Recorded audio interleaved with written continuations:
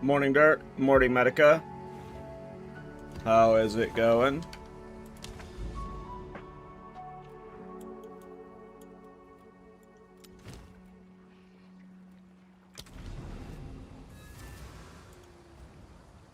You just got Palm the Dreamer last one night, first one ever. Hell yeah! How'd you get it? Did you buy it or did you like accidentally craft it or whatever? You know, chance it or corrupt it.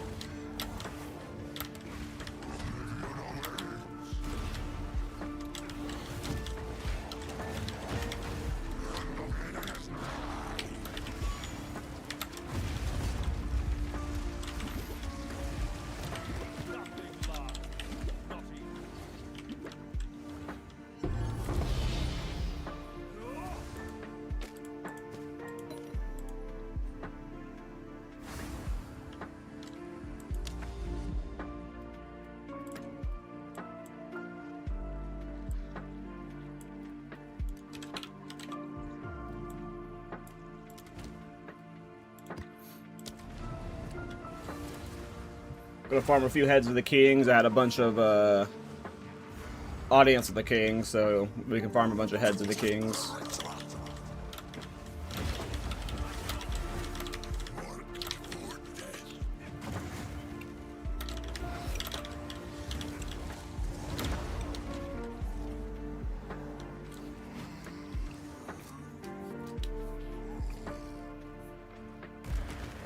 Yeah. That's a good. I mean, that's the cool thing about getting those kind of drops at any point, Dirk. Is that's why like they're so expensive, you know. It's like you can sell them for a lot, but also it's like so powerful for builds that who knows what silly shit you could do with it. So I get it. Oh, I didn't show you guys this yet, but last night off stream before I went to bed, I was doing ritual, and look what I got. Got that last night.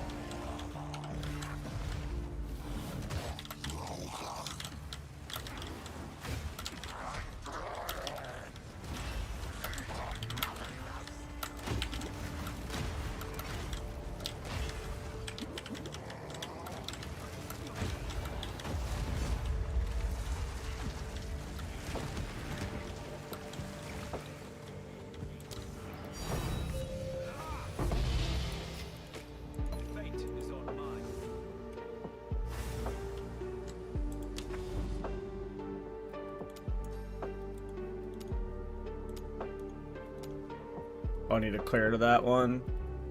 Okay.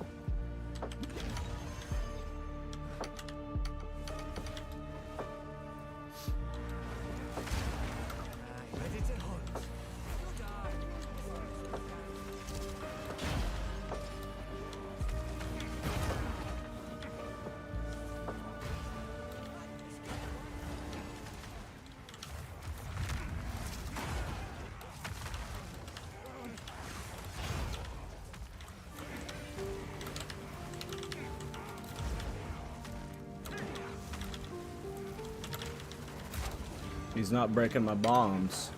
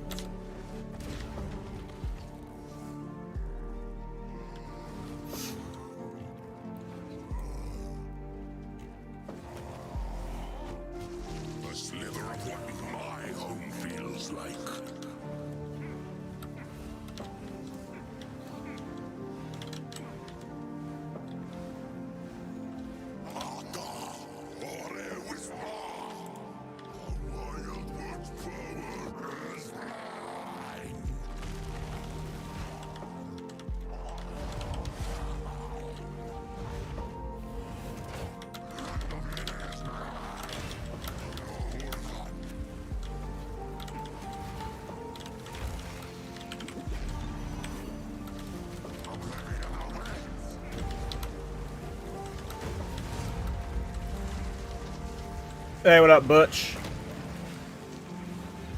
How's it going, man? Another head of the king acquired.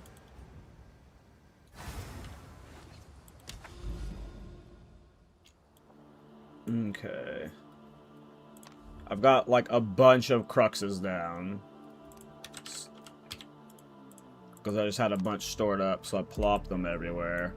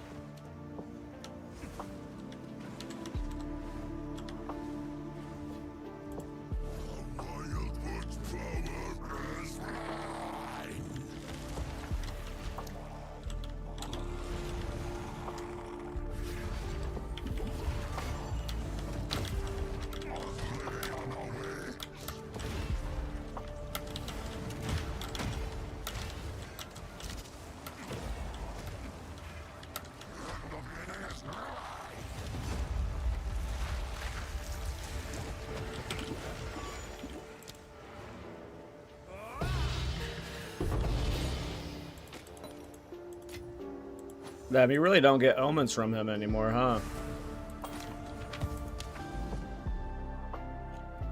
Okay, there's a crux, but I have to clear to that one. How far do I have to clear? Just a map. I don't mind clearing a plantation. Oh, that's Alcus.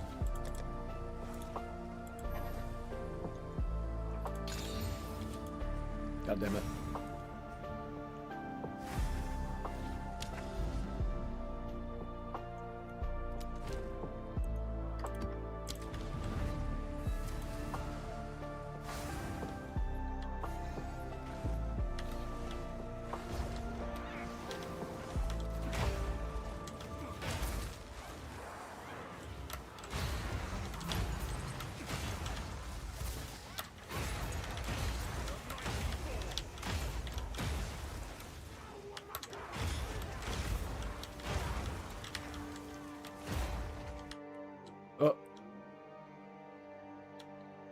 What happened?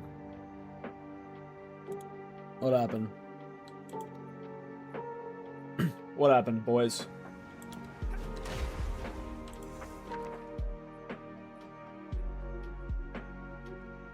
Hey, what up, Mayaka? This is a pretty funny build. I don't know what this lag is, though.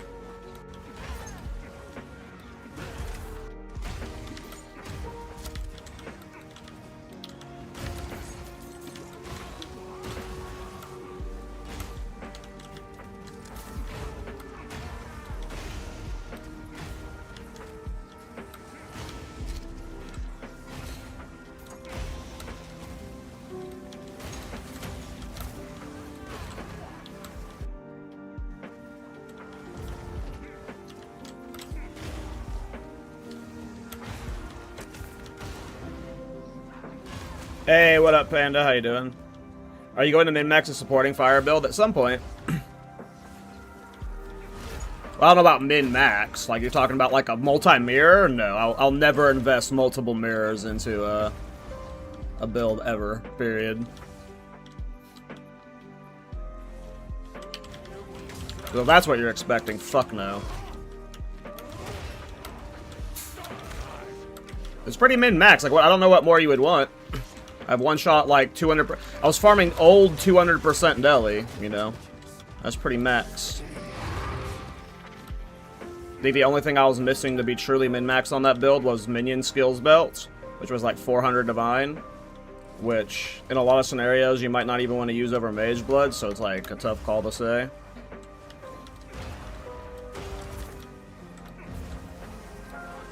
But yeah, it just depends on what you meant by min-max. I mean amulet. Oh, by getting us +6 minion skills amulet? I'm probably not doing that anytime soon, no. I don't see any point in investing more divines into it when it was farming the old content that was harder with ease, so I'm gonna go and like try and craft a 600 divine amulet for a build that's like already one-shot and everything? I don't think so.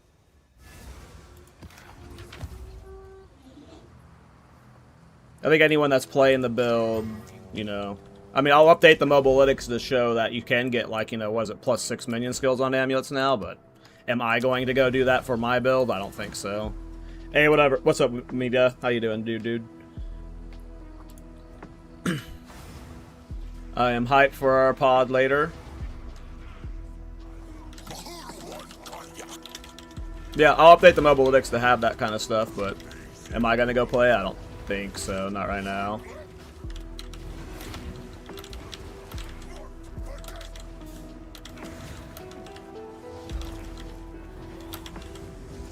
Would you like actually hit my clones? Oh, I can use the puddle. Come towards the puddle. I forgot I can use the puddles. Yeah, I saw the duck. I read it this morning. Works for me.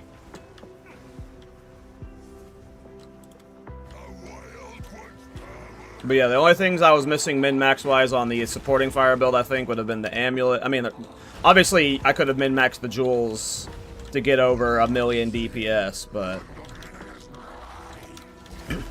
Oh, am I dead? I'm tanky. If it was already farming the old, harder content...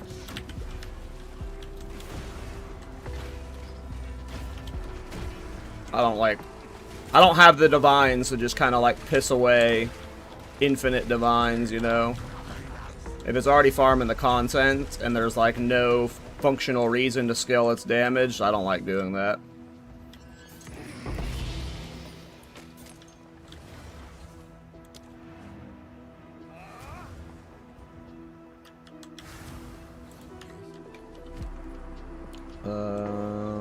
Alright, we got 5 heads of the kings now.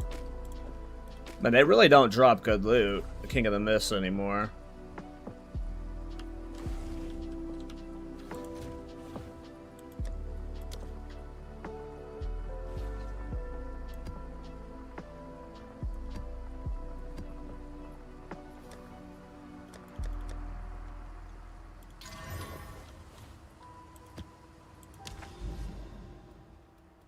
Where are more cruxes?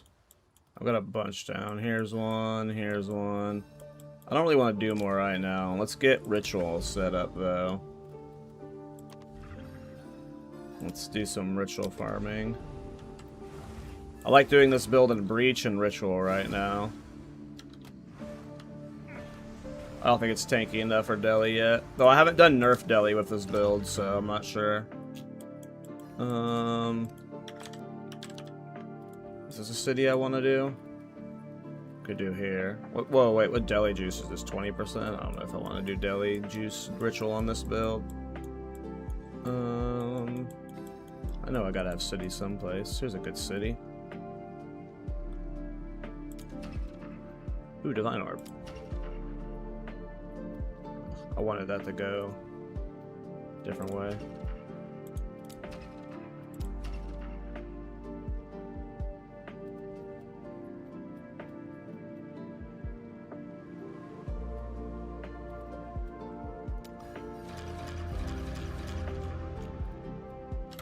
All right. Let's get another Mage Blood, boys. Let's get another Mage Blood.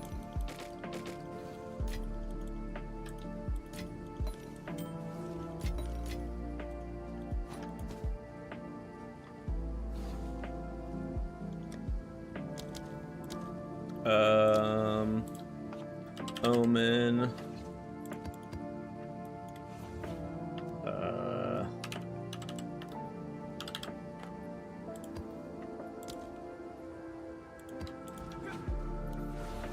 Okie doke. Oh. I always have to relog after doing that. I don't know if you guys get that bug, but my map just doesn't load, but if I relog, it fixes it. You thought I was lying when I posted the screenshot? Yeah, I got a Mage Blood. Literally like 10 minutes off of stream. It was pretty funny timing. Where did I put that?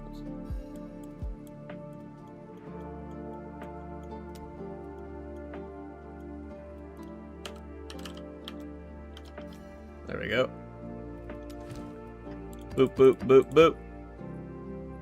Ooh, all these are less cooldown recovery, right? Let's do that one.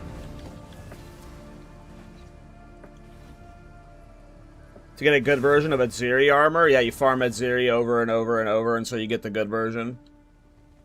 Or you trade for one. That's what you gotta do. And this build is fun.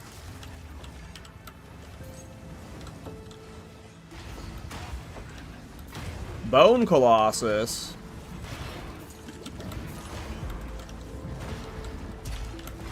What are you doing here? Where's your master?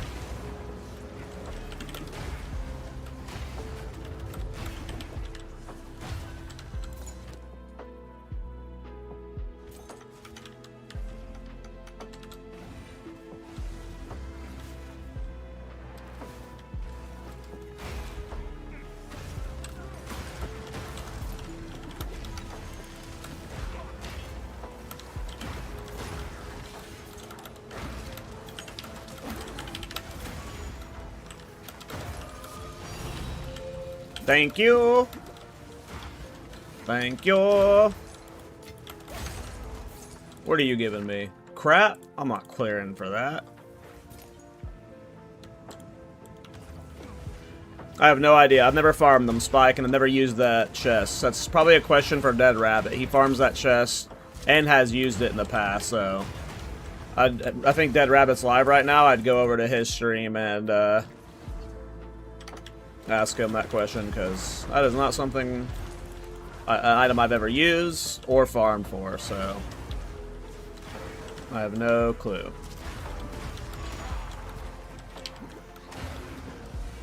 Yep, sorry, couldn't be more help. But yeah.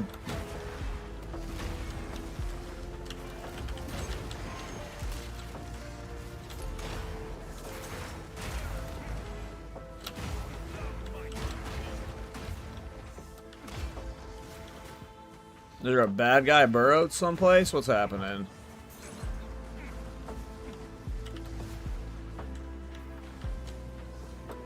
Oh, it was like tucked away someplace. I didn't even see him there.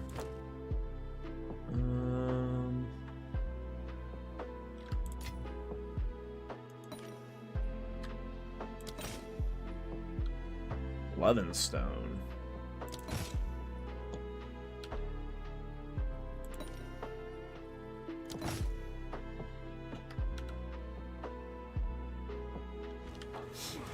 Omens are starting to go up on average. That's nice. Gonna start printing more divines. Oh no! I gotta handle shock somehow. The biggest problem I have with this build is the defensives. That's why I'm running the extra revive, because it is too rippy right now. I like these boots, but I think I'm gonna have to drop them for tankier boots. Hey, what up, Blade?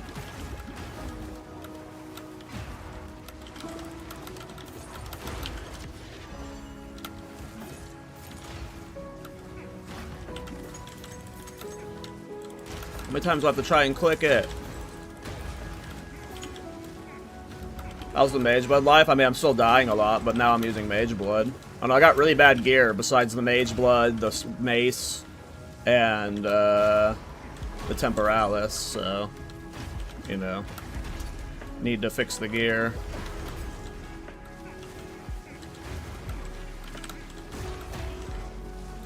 So I'm not dying anymore. The damage is great now. If we can just make it tanky. And the damage can scale even higher, obviously, but I just need to fix the tankiness. I fucking hate dying.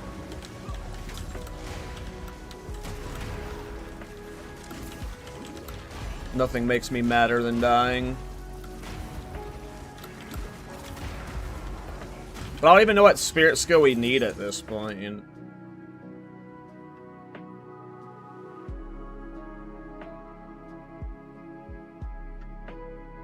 Well, I already have so many spirit gems I'm wearing. I'm wearing Eternal Rage, War Banner, Time of Need, Berserk, and Mana Remnants right now. Plus, Purity of Fire has Cannibalism, Vitality, Precision, and Clarity too. Like, I'm pretty juiced on spirit gems right now. Obviously, more could be better, but I'm just saying that I don't know if spirit gems are fixing my survivability currently. I need, like, either more defensive layers or something. We gotta figure out the Astramentus situation, because I'm pretty sure we want to... I mean, we could maybe itemize with it, but I don't think that's a good idea. I think Astramentus has to go, but I have to somehow still maintain the int and strength needed for the build. And dex, because one of my pieces uses dex.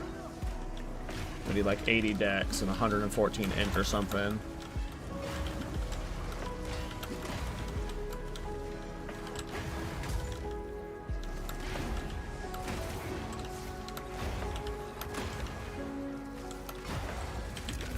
Nope.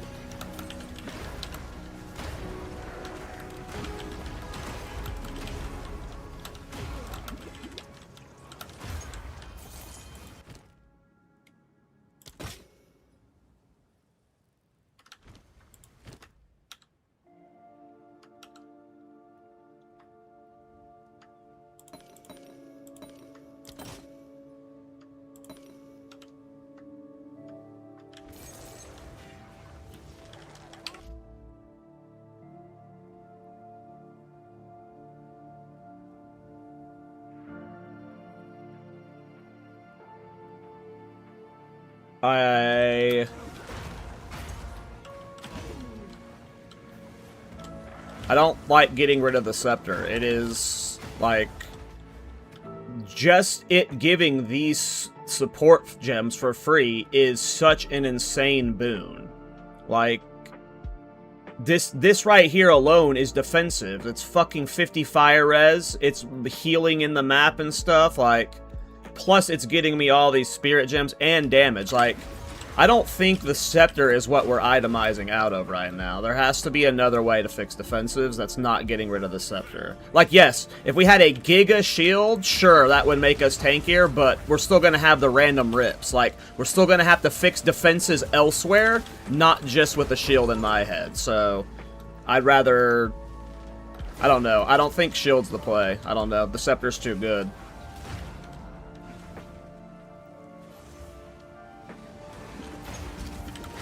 I don't think we'll have the same amount of spirit. Again, this is... How many spirit is this right here? Just these spirit gems? 30, 70, 90, 110 spirit with these spirit gems are gone. Like, we're not getting enough spirit to... Like, Purity of Fire plus these 4 spirit gems is insane.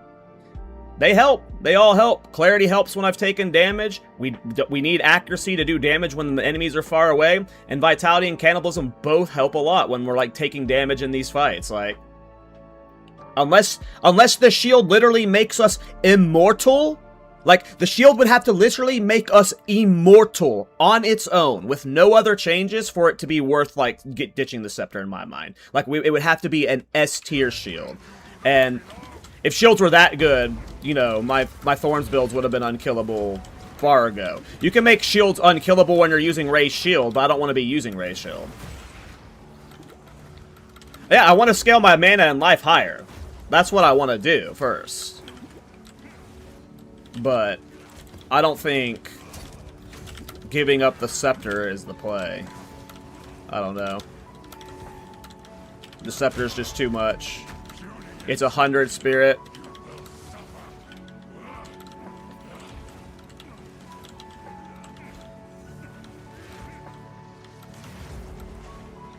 I don't know. I've used so many shield, like, there's no budget shield we could buy that would just, like, suddenly make this build go from what it is right now to not dying. Like, a shield on its own doesn't do that. It would require passive changes, like...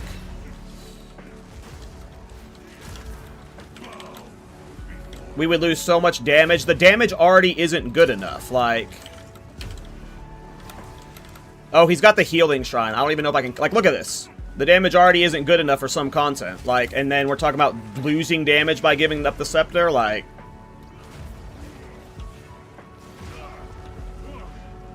I don't know if that's happening. Like... the damage already isn't good enough. And then we're also talking about adding Light Radius to the build eventually, which will make us lose more damage, by the way. When we swap the Light Radius and we're not restricting command, we're losing a lot of damage. Like, the Scepter feels required across many ways. But... well, I can't kill this boss. I don't have the damage for the replenishing shrine.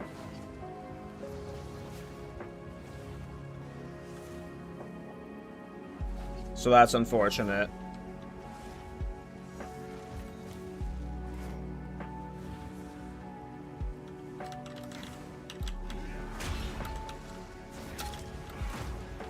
Like, my attacks depend on him attacking me or, like, a cooldown recovery.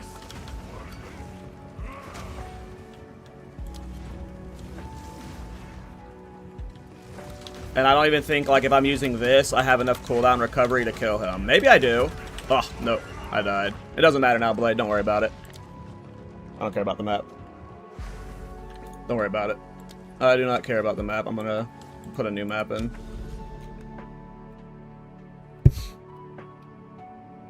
Thanks, though.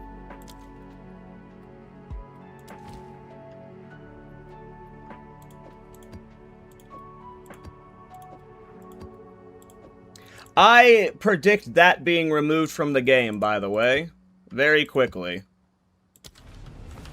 There's no way that's staying in for 1.0. How many divs you got? I don't know, not many, like less than 20.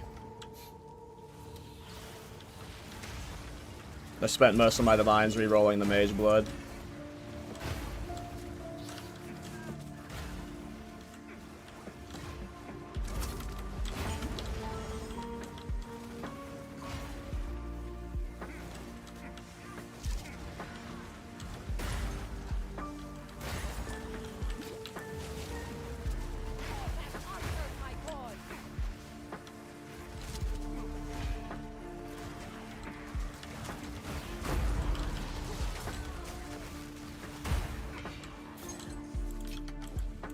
Yeah, pretty much. I just gotta farm for a few days. We gotta get more currency. Yeah, that's what I mean by, like, there's no, like, budget shield we can buy that's gonna, like, suddenly save this build right now. Like, we have to fully re-itemize around Mage Blood and Constricting Command and get as much added damage where we can while also figuring out how to get as much max life and max mana as we can.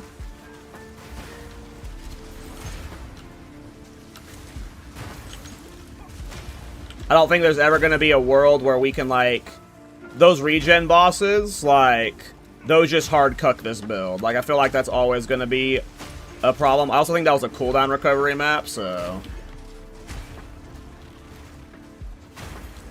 that was just an anomaly. Yeah, I imagine those regen bosses, like, are gonna go, right? That has to go.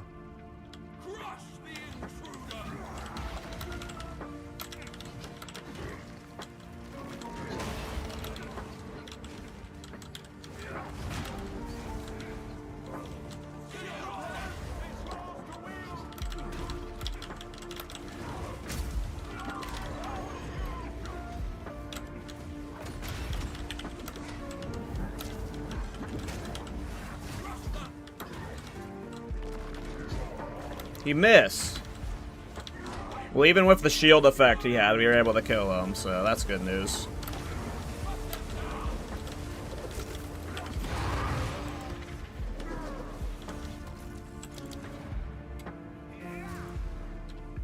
Six mana can out heal us all. That's so funny. Yeah, I remember like day one on my Warbringer. I ran into one of the pinnacle bosses. It was like the Matriarch Call that had that regen, and it was just like, well, that sucks. I was literally unkillable for my DPS at that point, and it was like a pinnacle boss that dropped, you know, an item I wanted at the time. I didn't, yeah, no, it was, I lost it, yeah, you know, we lost, we didn't win. Alright. Attempt 2.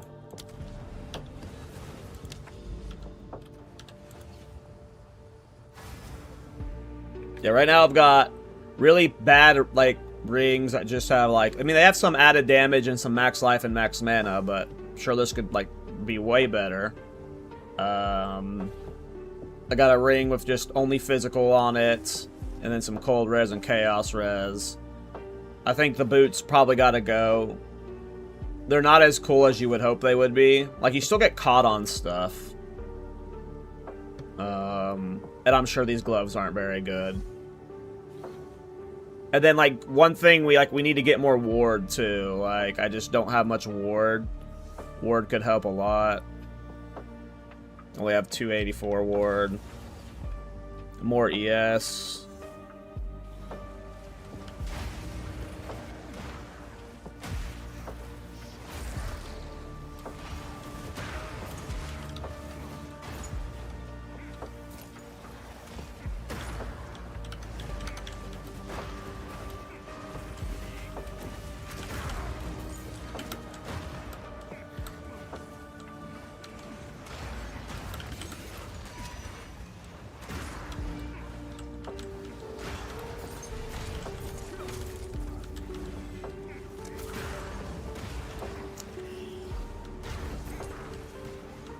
Most of the time I die is either when I am electrocuted. I think it's electrocute. Either electrocuted, stunned, or just get like bogus one shot. And I've invested into some stun threshold for now. I literally have points in the stun threshold because it was, even with the charm, it was annoying.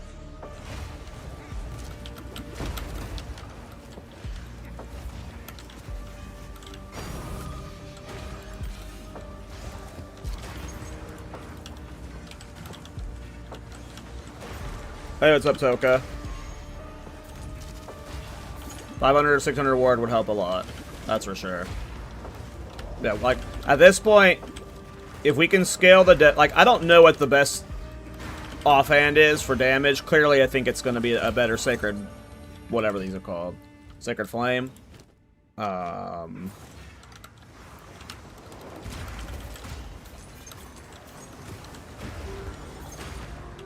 wait, by the way, I bought a simple... This was like 1 divine.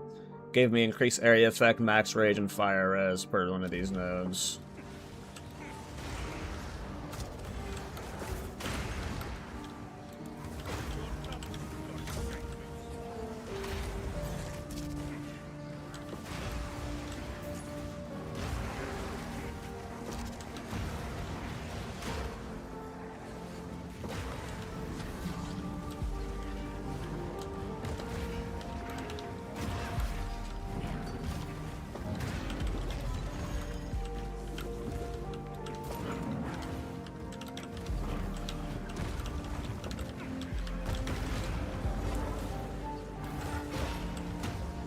And if our damage gets better, I'm down to try the shield later on, but I also, like, I agree with what you said primarily, that with, like, our current budget, it's, like, almost frivolous to even try bothering, because it would need to be a good fucking shield, and then we need a lot of damage compensated elsewhere.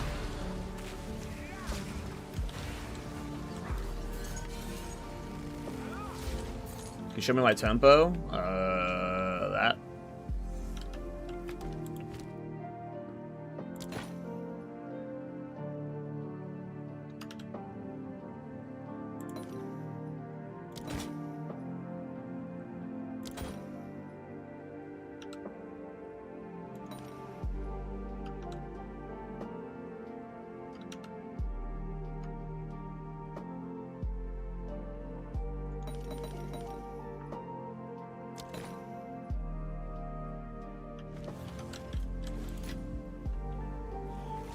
Not CDR stacking. I don't need... Like, I mean, right now, I want to, right?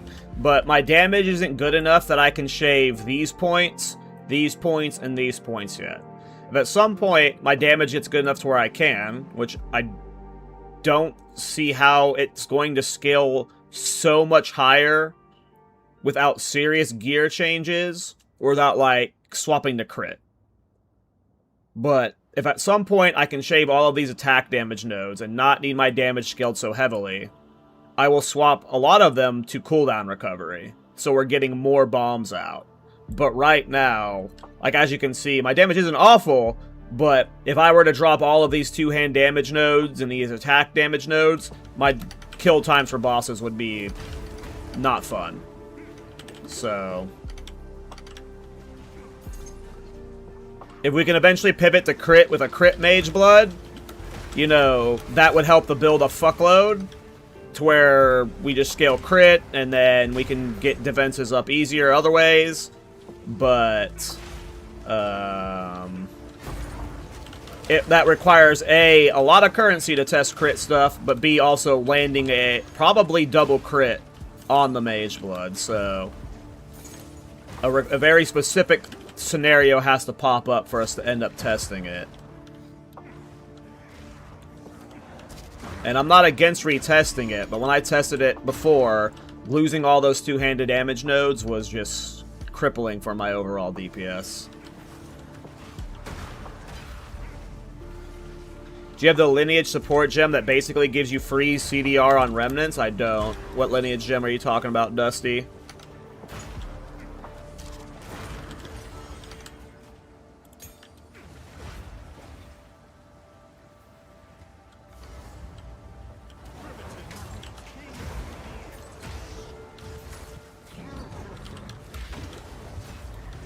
I don't think I'm using that right now. I'd have to see.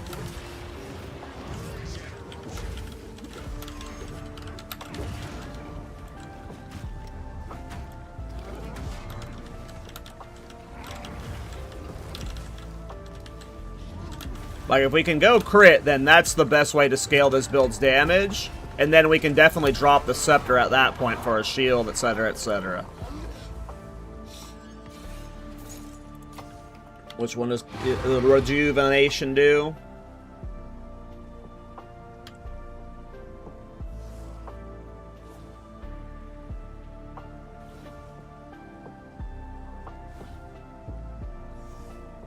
What the hell?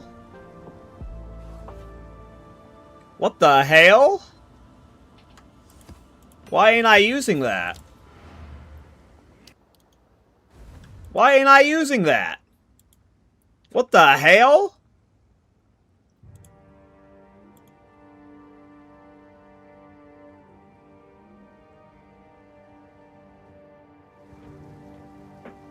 Please don't tell me I lost my map because of this DC. Some of these DCs have been making me lose maps. Oh, no, we're still good. Okay. Costs like 12 to 14 spirit. I mean, I'd be happy to turn off one of these spirit gems for that. Y'all rejuvenation. I'm sure it's cheap though. Not super cheap. Okay, so gut goes into the breach. Wait, it didn't break any of my spirit. Let's go! Ooh! Ooh! Ooh! Oh yeah, it doesn't go in the mana remnants. And it's going to be always capped. That's crazy.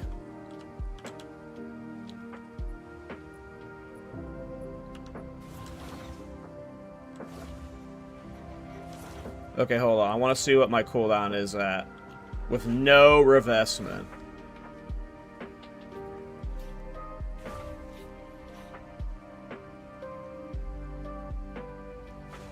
Well, it was Dusty in YouTube chat that first brought it up. Where's my Void Illusion? I want to see what it is without any remnants. So with no remnants, it's at... God damn it, I picked up one. 1.8-ish, and then with all of them, goes down to 1.49, and that's with no cooldown recovery invested. Not gonna lie, Cloud, I thought I knew. No, I don't really play Remnant builds. I think Remnants are fucking obnoxious. The only reason I'm playing it right now is because this comes with 50% increased pickup radius. At some point, I kind of want to get Remnant Attraction again, though. Because I just fucking hate Remnants. But luckily, it's brain off enough that, like, yeah. So, like, again, we're at, with all of these stacks, we go up to 1.49 cooldown recovery. Oh, 1.07 right now.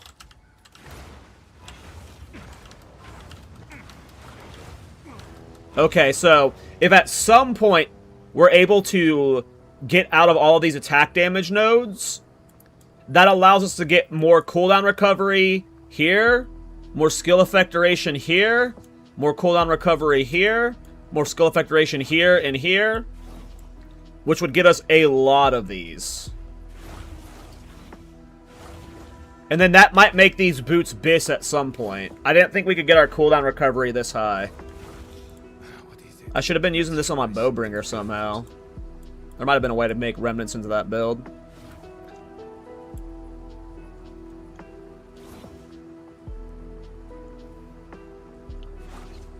I kind of want to replace this Heart of the Well with a Megalomaniac that has, like, the remnant stuff and something else.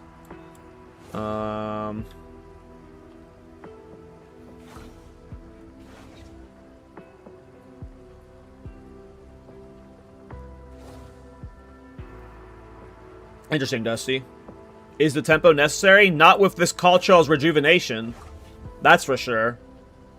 This right here makes this build playable without tempo. Like, this evolved this build from being a Temporalis build to, like, you'd be able to play this. Because if you're playing Into the Breach, you're always going to have this, like, realistically capped. So it's going to be, like, really nice.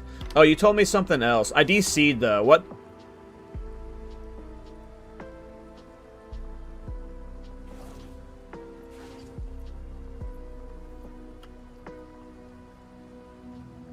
Oh, I don't know if we want that. Maybe that. What was the one thing you told me to put in my chest?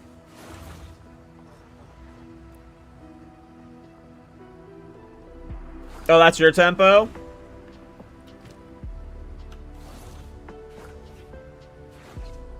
Is the tempo necessary? No, but it certainly helps a lot. Like, here's my cool... Well, let's actually see what the cooldown is without the temporalis, because I can actually just look. With no investment, it is the 2-second cooldown. So that's a pretty big cooldown difference, but it's... This would be... It would be a little annoying if with a 2-second cooldown, because you can... Oh, yeah. That's kind of a... You're getting a lot less of them for sure. You would definitely require, like, a lot of cooldown recovery investment. So, I don't know.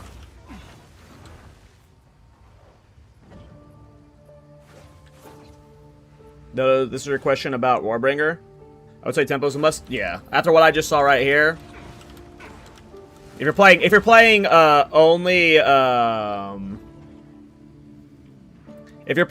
only Void Illusion, you need tempo. If you add like caltrops and stuff, it'll do a lot better without tempo. But if you're playing only the Void Bomb version, I sent you the rune for the chest. Warding Rune of Heart. What would I get rid of? I think I have to get rid of the Fox Idol right now, which is a little less AoE, but that's fine. What was it called? ADHD Brain taking over. But thank you for borrowing it, Urwain. Blade said you were away from military stuff for like 2 weeks or something. Or like ADHD Brain, I've already forgotten the name of this 4 times. Focus. Focus. Warding Rune of Heart. We got it, boys. We made it. We made it here. I'll post it right away. Alright. That'll help. That definitely helps a bit.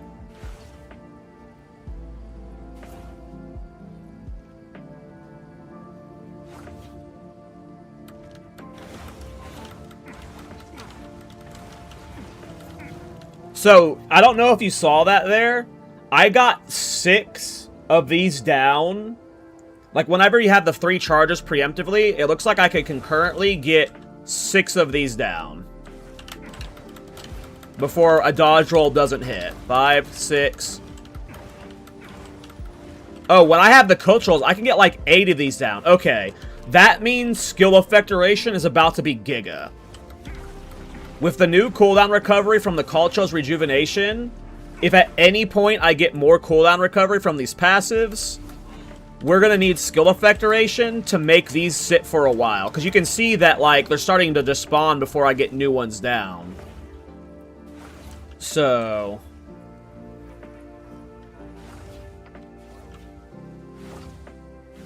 if we can move the cold rune, I mean, we can lower my movement speed. We could lower my movement speed, but then I'd have to lower my movement speed. I can lower my movement speed. What are we putting in the chest? Anything to make me not die less.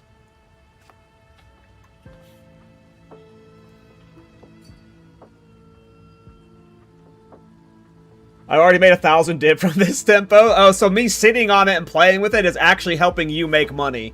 Not only via it just, like, naturally inflating over time, but hopefully when we release the build, you know, someone will want to buy it for even more at that point, you know? What was the other room you wanted in the helmet? Oh, or the... Gain guard equal to 10% of mecha life for 4 seconds on taking savage hit?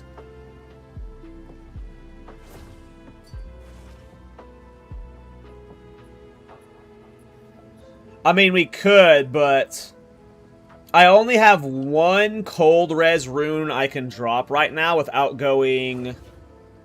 Well, I have 1 rune I can drop right now without losing any serious resistance. Every one of these chaos res runes I take off right now is 22 chaos res. So, I could take off one of these 2 technically, but that would just make me a little sick. That would put me down to 50 chaos res temporarily, so...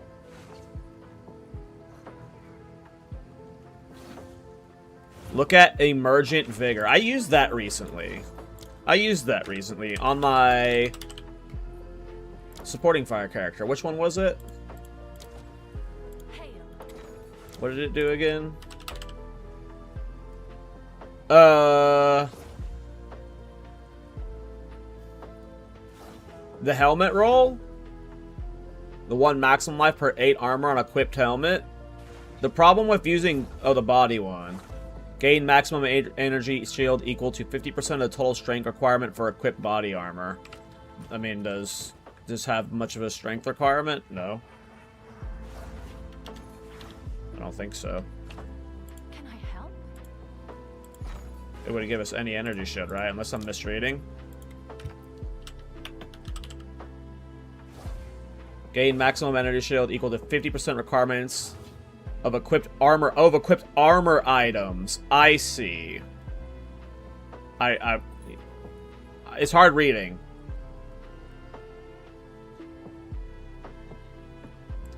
No strength. Gloves have strength. Boots have strength right now. It wouldn't be the most optimal. You'd be benefiting it from... If we rework the boots, 2 high armor pieces.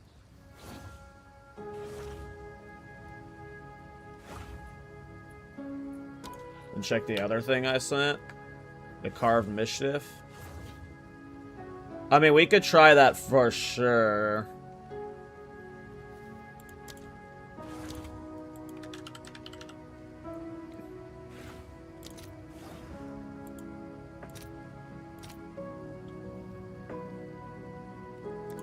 I mean, I'm down to try it.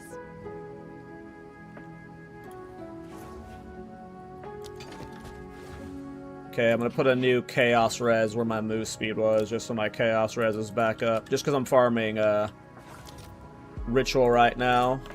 No point having low Chaos Res. As soon as I can. We'll lose the 5 movement speed for now. Alright, this is cool. We just made some serious upgrades. The Katal's Rejuvenation just added Giga cooldown recovery. I'm super stoked about this now.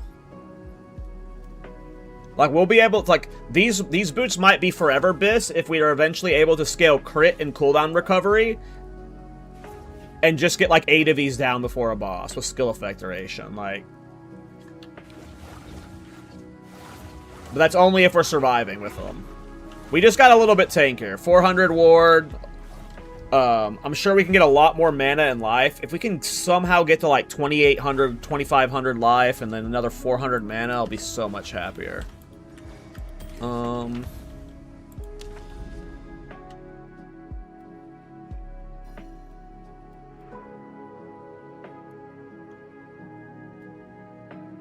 I mean, wouldn't I need to be in the remnant side of the tree to do weapon swap stuff? I'm not playing that side of the tree at all.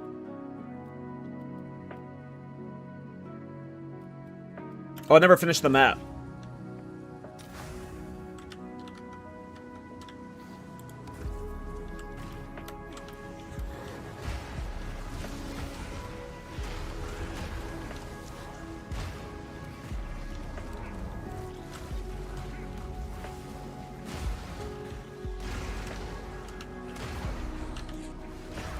If we end up retreating for crit, then maybe, but,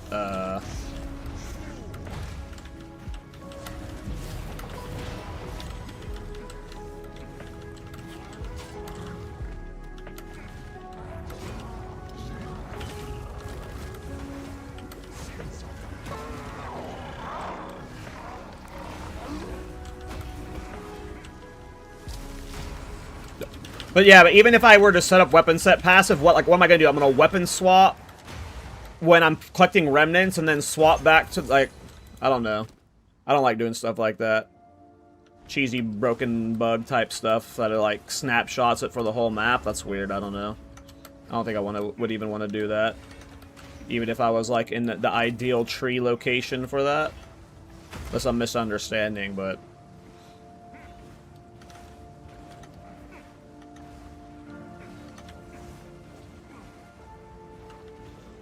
you swap when you enter the map, and then that's it? Yeah.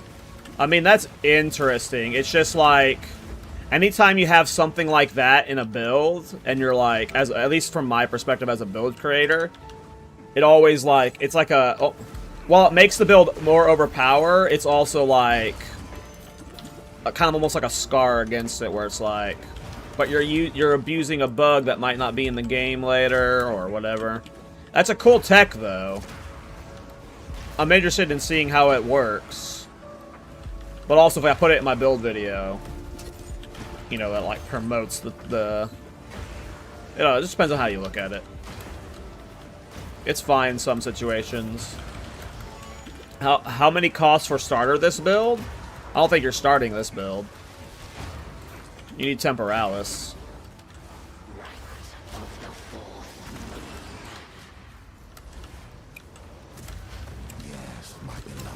Playing on this battlefield with all these statues is just super annoying.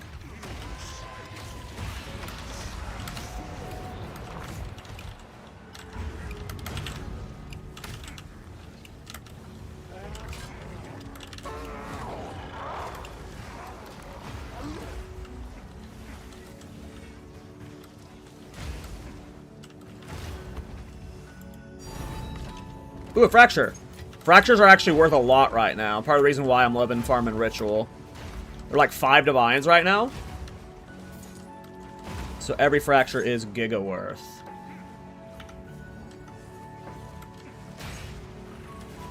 Yeah, you should be. Everyone should be farming Ritual. If you got a build that can handle Rite of the Nameless, you get Omen drop chance, tablets. Like you don't even have to do the giga reroll stuff. You know, like the super expensive tablets with like a billion rerolls and shit, with like defer costs and reroll costs and extra rerolls. Like you don't have to do any of that. Just get Omen drop chance, and then either like maybe one of them has reroll cost reduction or defer cost reduction or something. But really just get Omen drop chance, and by the end of a 6-map Rite of the Nameless, as long as you're not dying before you fully clear it,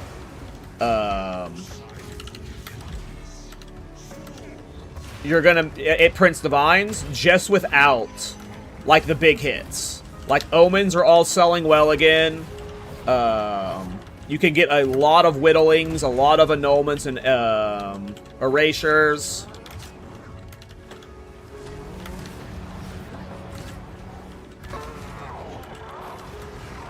But then now Fractures are going back up in price.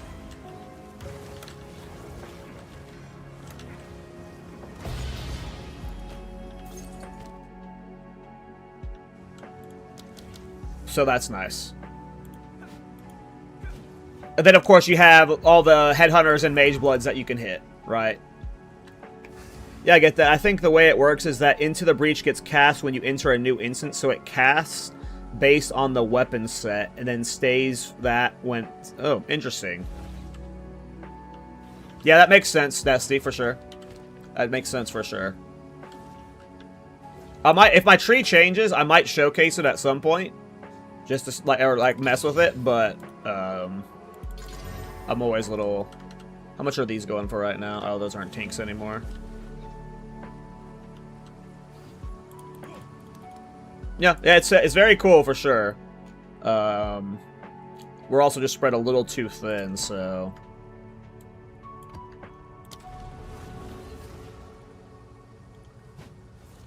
Interesting. Kadachi says he's noticed it too. Interesting. Well, there might be some snapshot stuff we can abuse with it then, but I don't know if we'll specifically abuse remnant snapshots. We'd have to be like essentially have abandoned the warrior side of the tree and are only playing the monk side, which could happen in a fully min-max setup if we swap to the crits tree, but we'll have to see.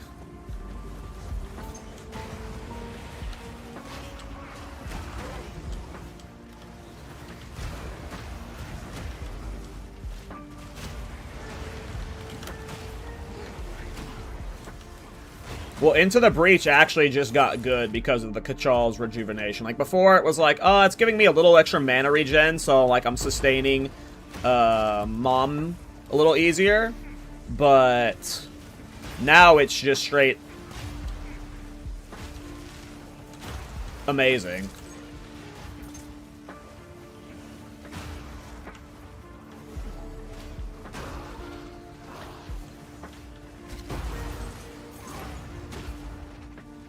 But if we do a weapon set stuff, we're still potentially playing. So right now, our current plan is the weapon set stuff is going to be between the single target and the AoE setup.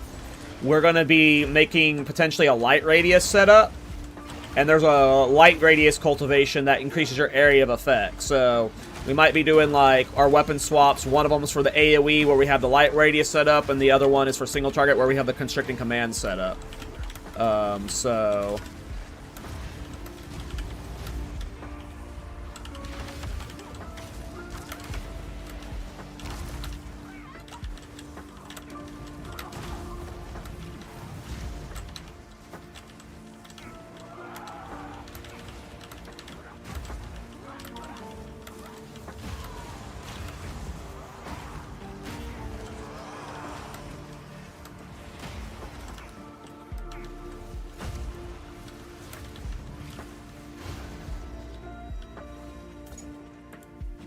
when are we hitting the helmets? Whenever survivability's fixed. Right now, until I am dying, or until I stop, like, dying and I don't need to run the +1 revive on Doriani. Like, obviously, there's bullshit deaths you can't account for, right? But you know what I mean when I say stop dying. That's when we start doing that kind of fun stuff, but I gotta make it to where I'm living. Which, you know, maybe it's solved now. Who knows?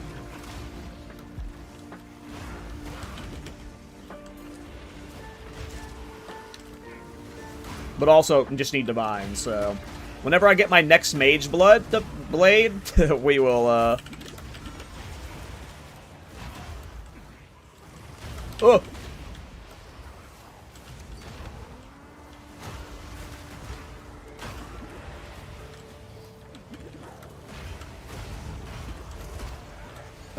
Give me a sec. Remind me after this map.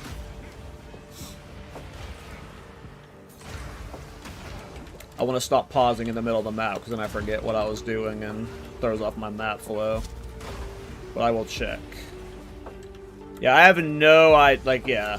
I'm glad I didn't accidentally do it, because who knows what that does to the price of it.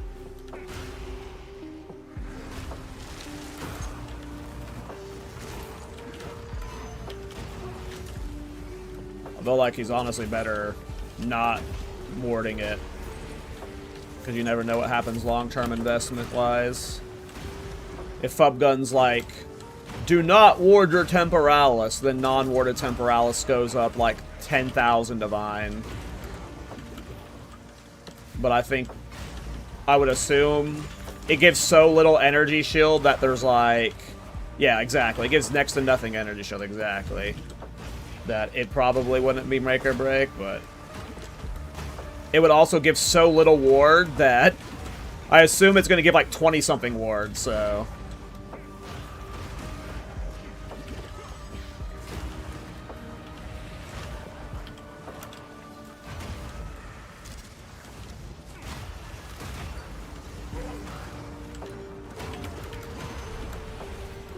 Oh, if it's 180 ward, that is definitely significant.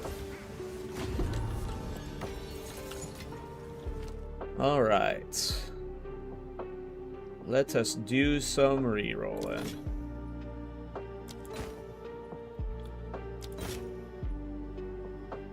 I wish Omen of the Blessed still sold, but they're only 14 Divine right now, and they cost 5,000 Fate Tribute, so it's like... Or 14 Exalts.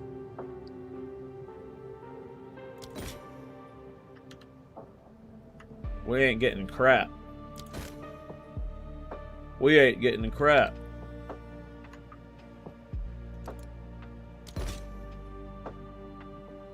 Damn, we got hoed this ritual map.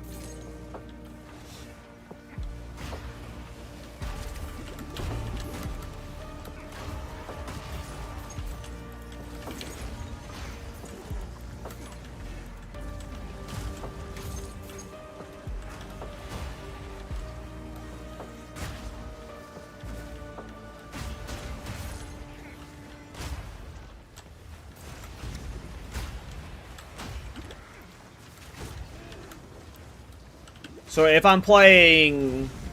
If we're going crit...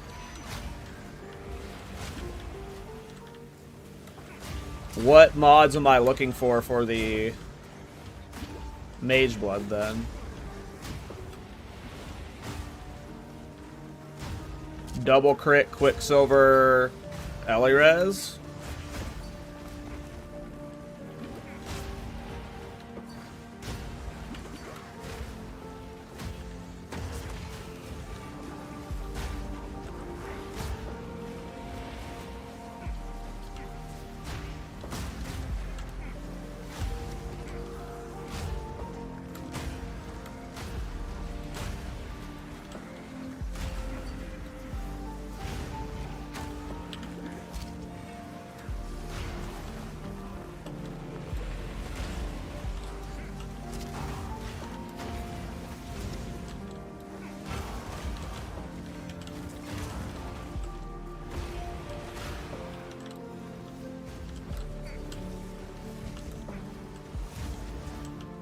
I think, which one's, Bismuth is Elirez?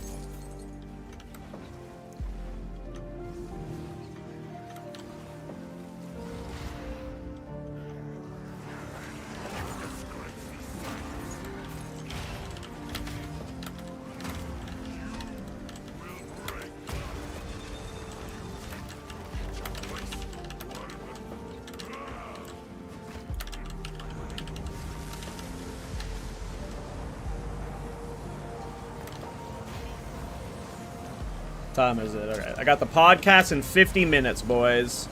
I'm doing a podcast with whatever media. And then after that, I probably got to eat lunch. I don't know if I'll keep streaming after the podcast.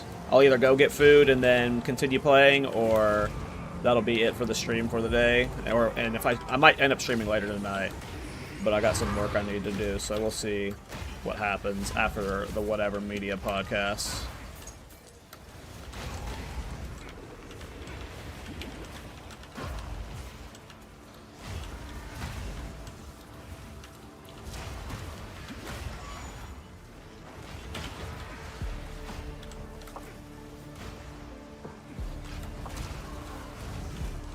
But yeah, we gotta figure out how we're itemizing.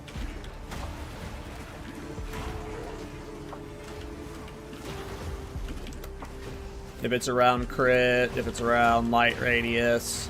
I don't know if we can do crit thrust light radius. That might be like a little bit too intense of a craft.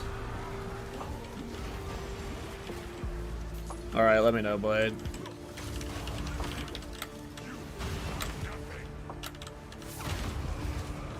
That was a cool boom.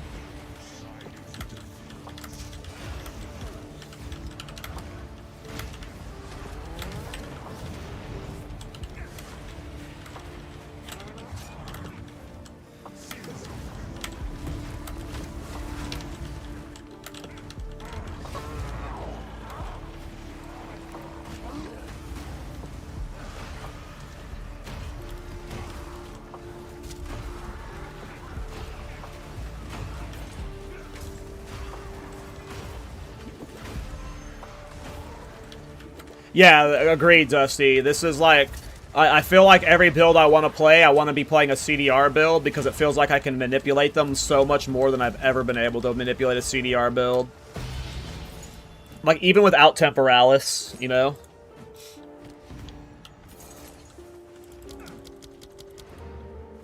There's just so much CDR manipulation.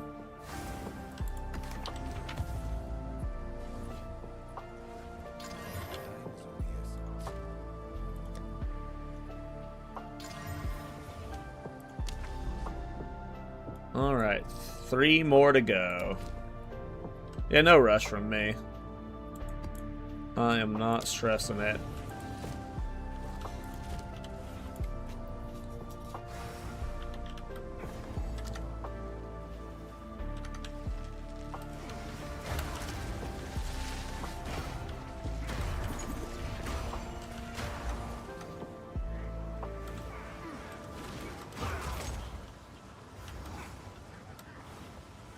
Let me know if he wants me to architect orbit too, because I'll architect orbit for him. I'm sure that'll go well.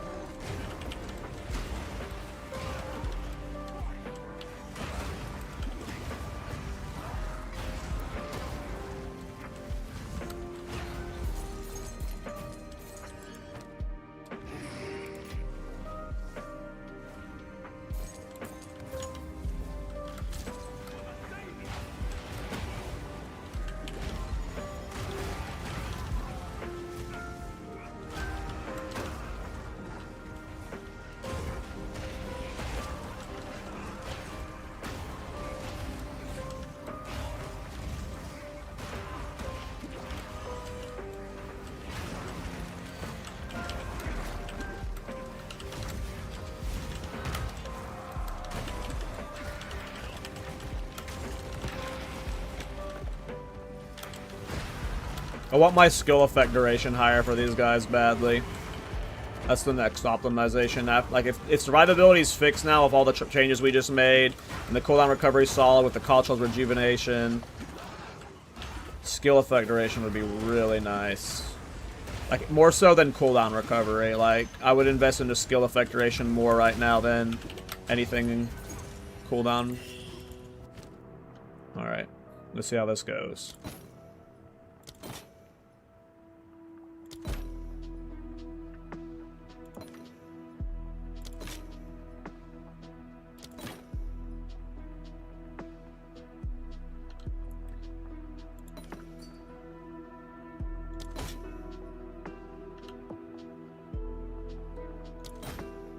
Come on, where are all the purples?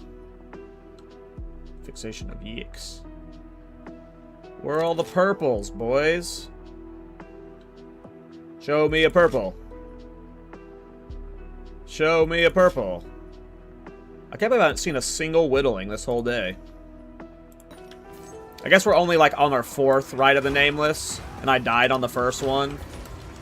But yeah. Usually see a whittling by now. Maybe I put the wrong tablets in. I didn't check what you said. Time loss for skill duration? Maybe. Like, I have these nodes here I can path to, and these nodes here I can path to. And if we end up playing crit, you got these nodes over here. There's like a lot more skill effect duration I can get. It's just spread a little bit too thin right now. But yeah, time loss with skill effect duration sounds smart.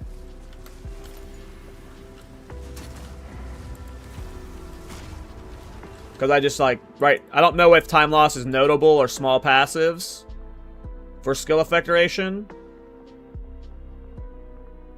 I'm not sure. Right now I'm doing area of effect, maximum rage, and fire res, which I don't even think we need the fire res right now.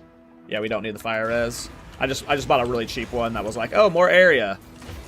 And then, oh, it had max rage. Nice. Max rage helps our damage a little bit. 3% more damage. So maybe... What color is skill effect duration? Red? Maybe I get a area effect, skill effect duration. Oh, it's sapphire. Interesting. I have to see what you can get on time. Well, maybe we do... maybe I look for like a critical hit bonus skill effect duration one.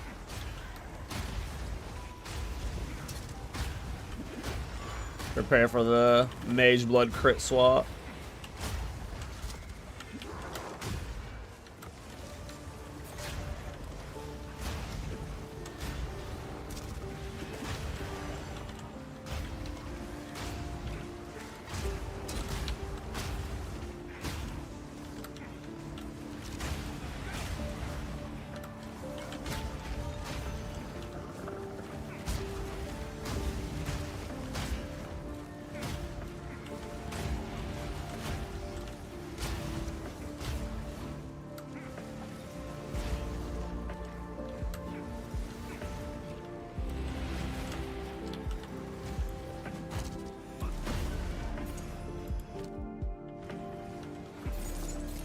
Alright, we just gotta clear the map now.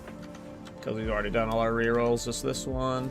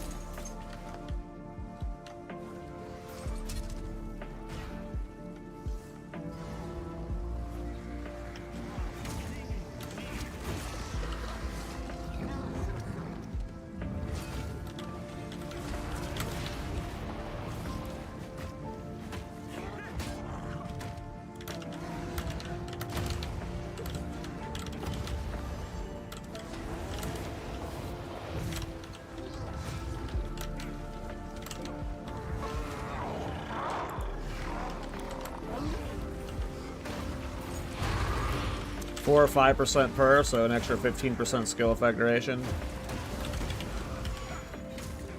At some point I should be able to get all those passes, so that'll help a good amount too.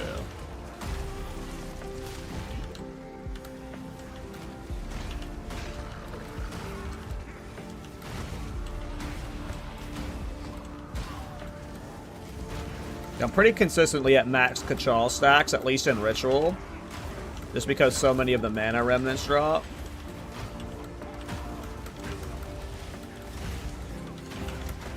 And I'm dodge rolling like around the edges so much.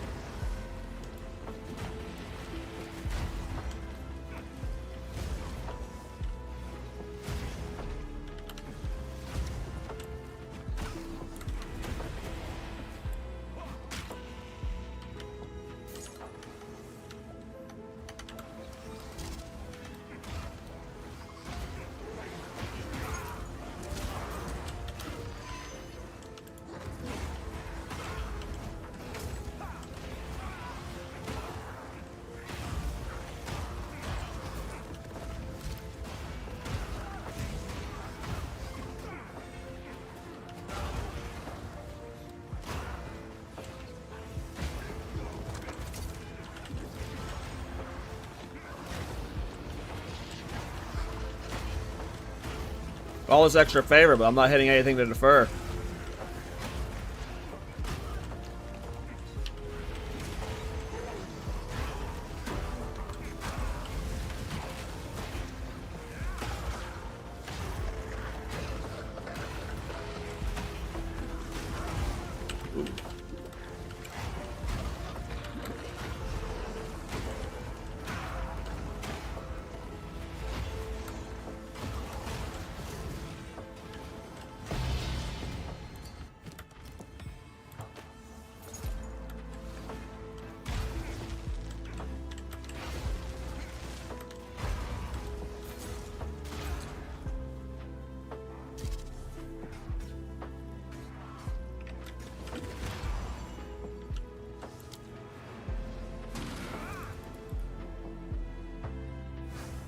I mean, I don't know if we care about, like, we still might want that crit chance. It depends on what the Mage Blood puts us at. Thank you, sir. You're a legend, Ed. Oh, it's spell crit? I see.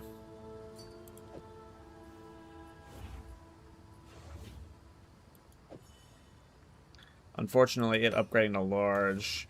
I don't think there's anything extra notable wise we would force. Like, these are like all giving us armor stuff, which we're not armor scaling. Warcry stuff. So the radius being large doesn't necessarily help right now. But it's not bad. Obviously. Check rolls, I think they poop.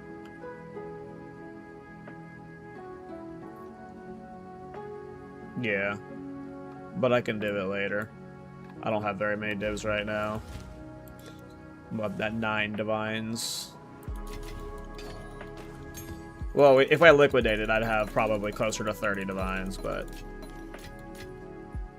1 div? Sure.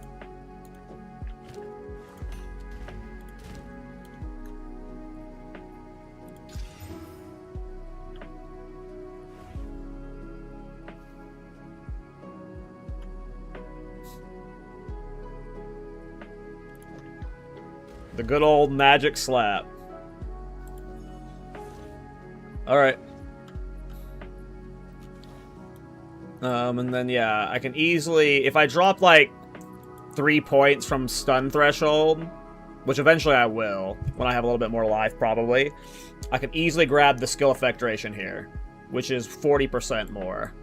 And then at some point, if we've dropped damage nodes, there's 45% right here, which just those alone would be transformative. And then can always anoint multitasking, either in helmet or an amulet, skill effect duration, and cooldown recovery. So there's also this node over here. It might be better to path, you know, over there to get the prolonged assault. What is the anointed right now? It's just whatever I have anointed on my Astramentus Jack of all trades. This is just my, like, twink leveling Astramentus. And Jack of all trades makes it a really good amulet for leveling. So nothing's really on it right now. Could easily drop Jack of all trades for anything at this point.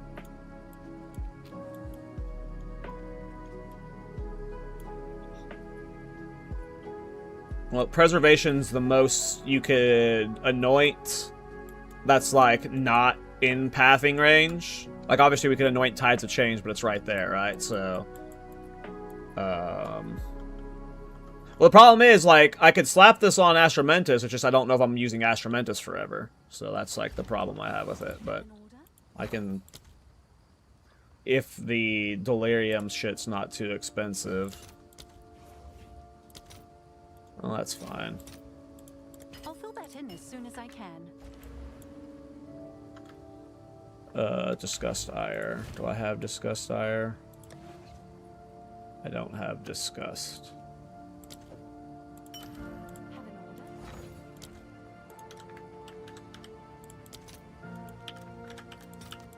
Let's see if there are any takers.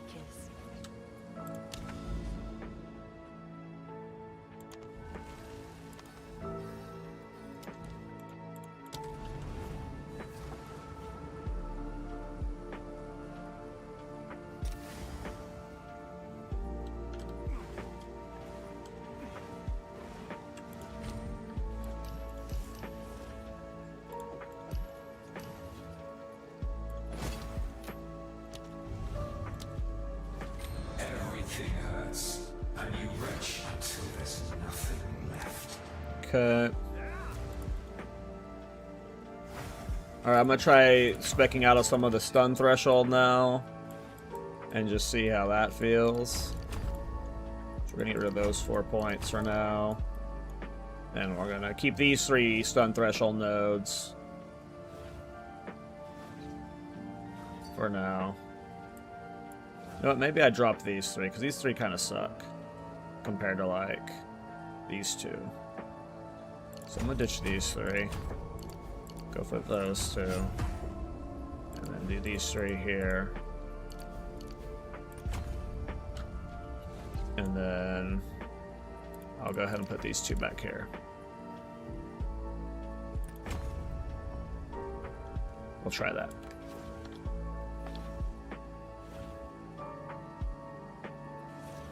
I mean, that's literally what I said 2 seconds ago, is what if Fubgun says on stream don't upgrade it, and the price of unupgraded, you know, skyrockets by 3,000%, so... That is literally why I said we probably shouldn't upgrade it. And what do you know? Speak of the fubbers.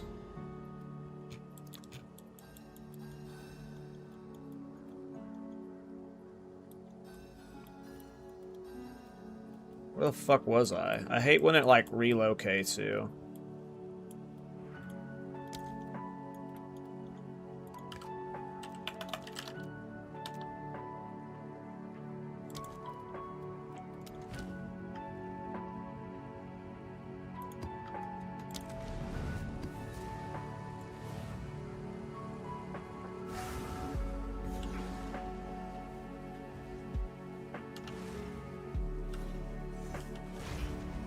I mean, that's a lot longer duration, that's for sure.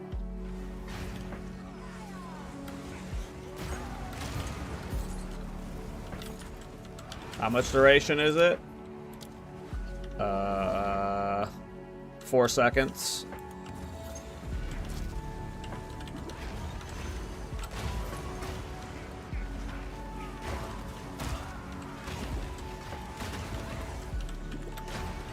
Agreed. 4 seconds is great.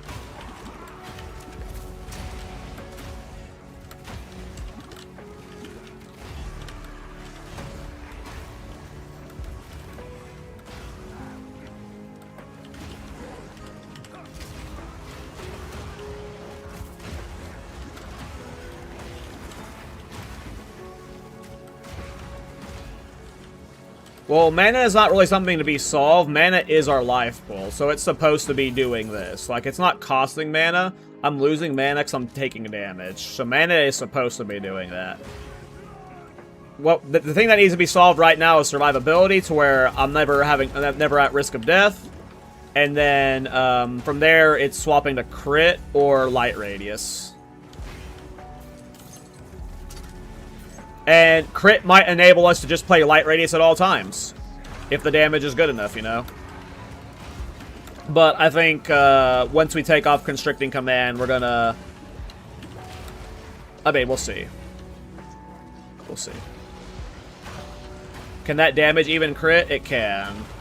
Though it was really weird when I was testing it before. Hoping Mage Blood fixes it. But it certainly can crit.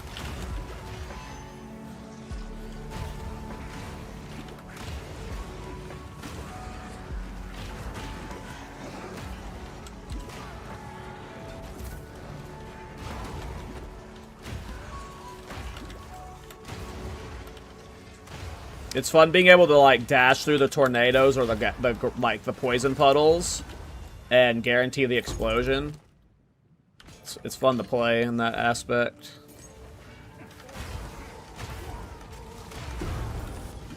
But you see how sometimes, like, I thought these boots were supposed to make it to where you can dodge roll through stuff, but sometimes it doesn't. Like, sometimes you get stuck, and I don't know what causes that, and it's super annoying. But it's those moments that make me feel like the boots aren't worth it. Oh, I'm mixing up the pairs? Oh.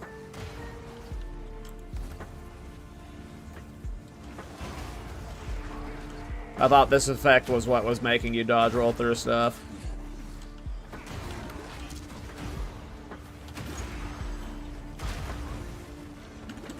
You just kept saying use the dodge roll boots. You didn't explain. You never at one point said the name. And even now, you're not saying the name because you don't know the name of it. Mister?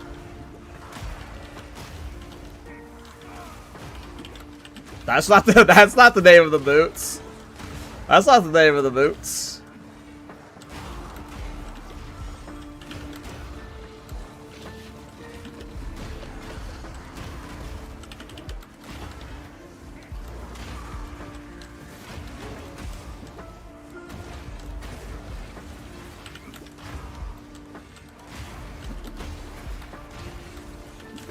I don't even know my own name.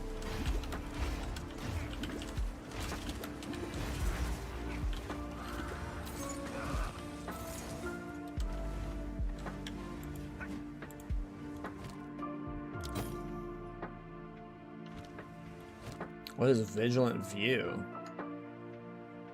The fuck?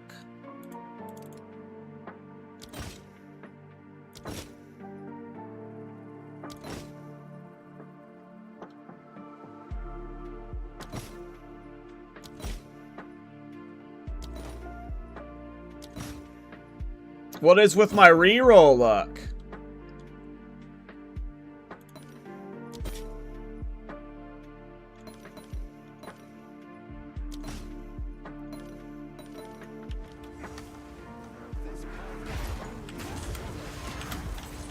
What time is it? Alright, we got 25 minutes until the podcast.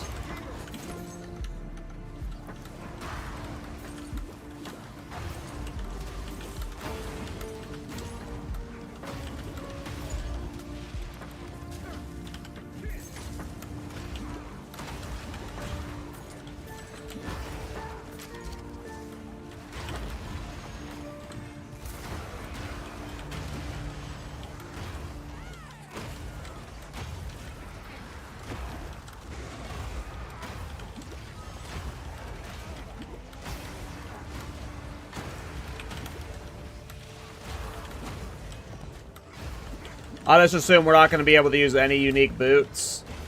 We're going to be swapping the rare boots once we have the crit setup going, because we're going to need triple res boots.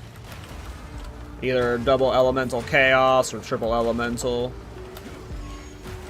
To be able to itemize our gloves, rings, and amulet properly.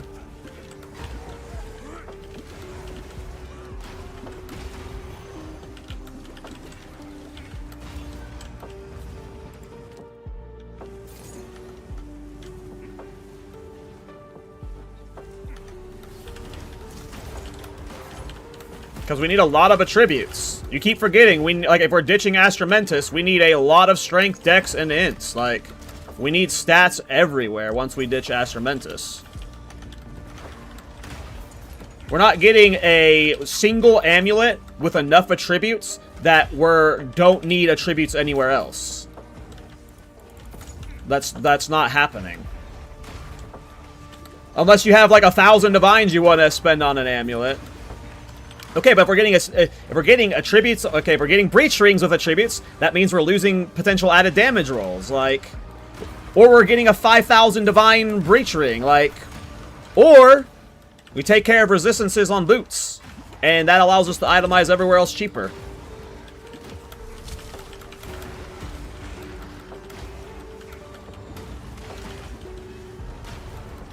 Right, and getting a high attribute breach ring with good added damage rolls is like, you're not listening to what I'm saying about the cost of this. Unless you're wanting to spend 500 divine per ring, getting really good added damage rolls with the amount of attributes we need. Where are we getting the resistances then? Boots? Probably. That's what I'm saying. Boots. Mage Blood, we're doing double crit. We're doing move speed, and then we're doing one of the resistance things that doesn't get us resistance cap. Where are we getting chaos res? Where are we getting all of our res? If you can show me a POB that has me 75% all res with all 3 resistances and chaos res cap, while having the attributes required to use the scepter, the dex required to use our gear, and the strength required to use our weapon, then sure, but I don't see that being possible on a budget.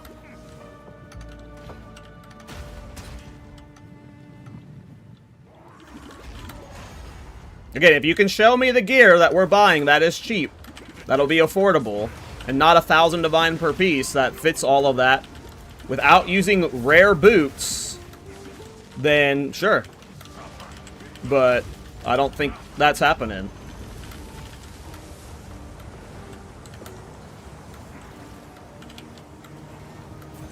Yeah, but there's no way I'm there's no world where over the course of the next week, which we got about a week left to play this build until I'm giving the temporals back to that your friend, that we're doing an itemization that is perfectly min-max. So if we want to actually get the crit build set up, like, I assume we're not going to be able to do this perfectly unique min-max setup. We're going to have to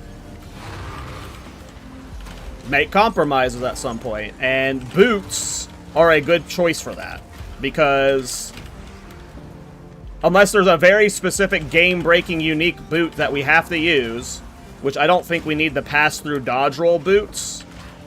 I'll test them later, but I don't, like, if we're just tankier, right, we don't need anything fancy like that on boots. So how much attributes we actually need if no Astra? The strength requirement is 315. The int requirement is 114, but I don't know if we have any skills that cost more int. It depends on if we, like, want max support gems or, like, mana remnants and stuff. This is currently 137 int. And then if we're playing Constricting Command, it's 78 dex. Which we don't know if we're dropping Constricting Command yet or not. I don't know if the, I don't know if the helm is going. I promise you, if we took this helmet off right now and we didn't play Constricting Command, it would be really weird. But well, I'm not convinced on the light radius set yet. I'm not convinced on the light radius set.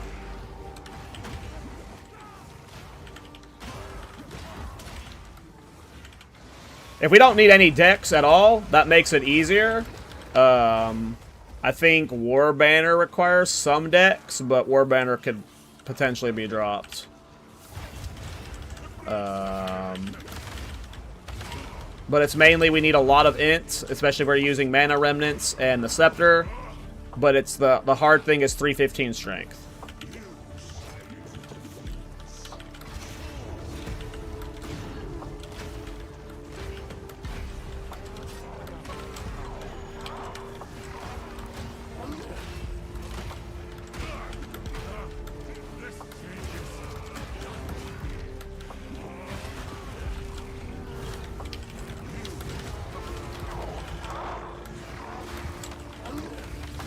That was cool. I don't even think I have any attribute on my rings. I hate the new ritual change so much, too. I'm going to be ranting about it on the podcast fucking hard this week. They need to at least add, like, a node on the passive tree, or the ritual tree that lets you put it back to the old form. I understand why they nerfed it. Most builds probably weren't good enough to it, but at least give us something that lets us keep doing it, because that was the single most fun I've ever had in this game was Old Ritual. Can you explain the right radius talk? It's always been a garbage stat to me. There's a helmet when cultivated that gives you increased area of effect based off your light radius. So this has 28 decks, but we might not need decks at all. This has no stats on it at all. No stats on it at all. This has 23 strength on these gloves. So I'll take off everything that gives me stats. This has 13 all attry. Ash Menace has nothing. This has nothing. Weapon has nothing. So these are all of my main things that are giving me attributes. I am 58 strength, 98 intelligence short. With no gear right now. I don't think I have.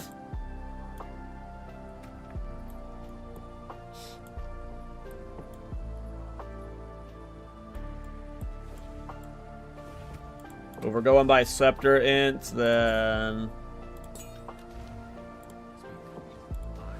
Oh, that was Scepter int. It was selling me Scepter int. This doesn't go off of Spirit Gems. It goes off of your gear.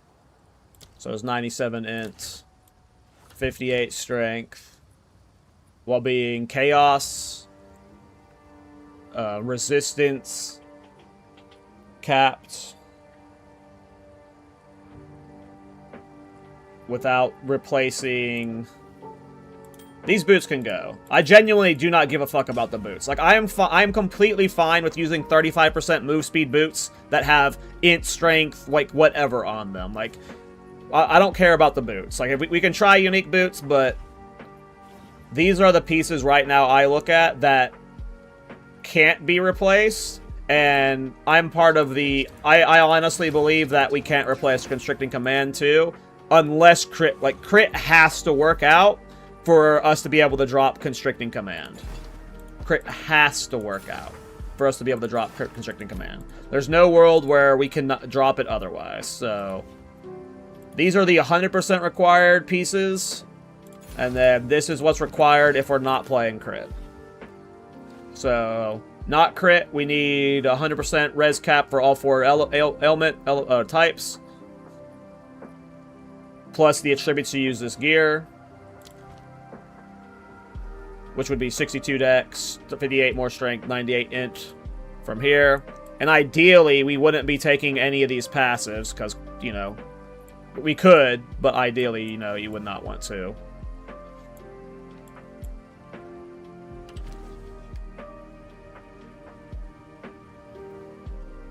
You guys still haven't even told me what the pass-through boots are called. I don't even know what boots were tried still.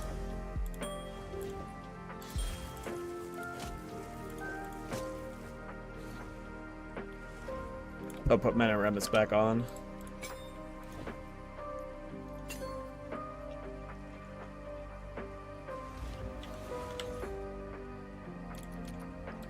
Dodge.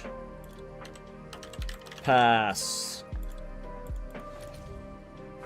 14% movement speed? You are on drugs, you frickin' barnacle.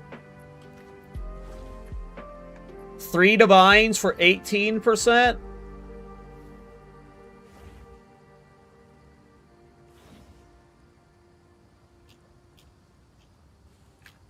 Damn, that sucks. Why? Is there like a... They should make rune forging low-level unique boots increase... the movement speed. Because that's bullshit that... It's capped at 60... Like, the upgraded version should increase the movement speed on low-level uniques that don't have high A. Like, what... This isn't very good. Like, the Chaos Res was nice. Like, this would be an okay, acceptable addition because it's giving us some Chaos Res, which we get doubled. So this is 30 Chaos Res without a socket. So that's awesome. And the mana's not bad. Plus, it gives some ward. But 16% move speed? That's just too low, man. Like, the runic ward system should upgrade the movement speed base of low-level uniques to at minimum 25%.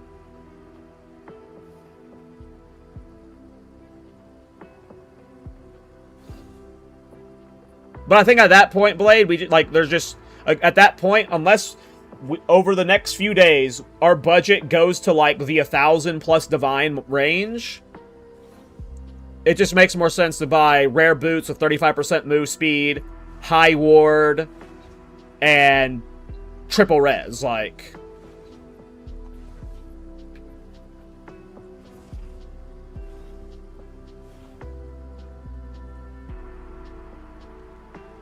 I mean, I see that, but that's still not good enough. That's still not good enough, in my opinion.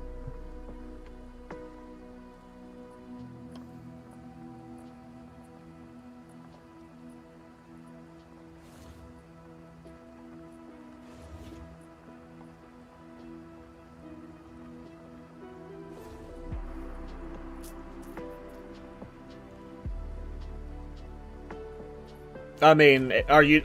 I don't want to craft for that. If you want to craft for that, I think... You're doing all of that to avoid 35% move speed boots with triple res on them. Like, I just feel like...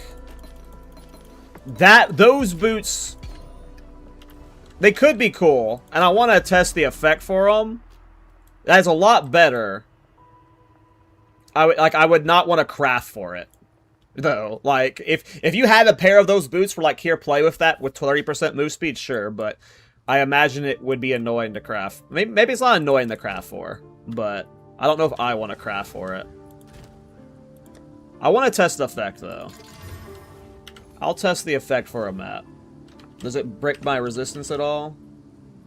It'll brick my lightning res. I'll just swap a lightning res rune into it. I mean, I'll just get this one, whatever. I'll play with it for a map just to see what it feels like. Oops, I bought the wrong thing. Classic me. Good thing that was only a 10 exalt purchase. Alright, so I need to put a lightning rune in. Oh.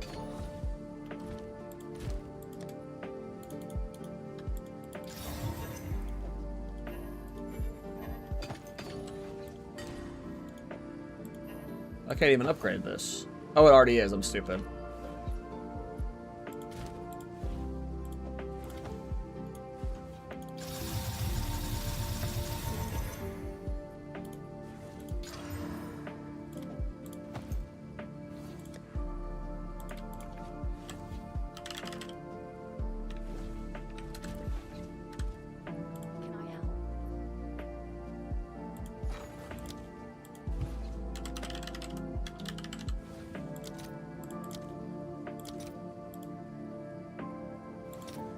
Can I help? Acrobatics is dodge distance?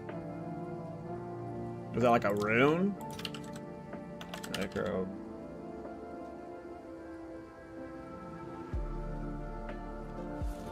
I mean, I'll try it. Why not?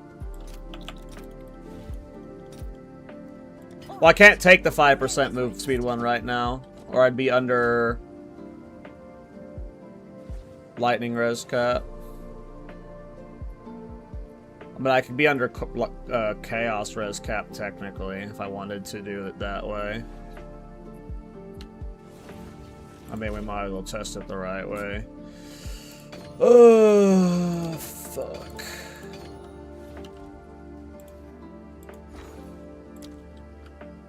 Do you need a dodge distance? You seem fine. It would make you it would make you faster. It would like when you're trying to speed clear the map. It's better. Like obviously when you're farming ritual, you're like hugging a simple area, right? So neither of these runes are really beneficial in that situation. But for like doing the entire map, like if you're like going for the boss or whatever, the dodge distance gets you there quicker. It is a beneficial rune in terms of mobility, for sure. Alright, little under chaos res cap. 10 minutes until the podcast, so I don't even think I can do this full map.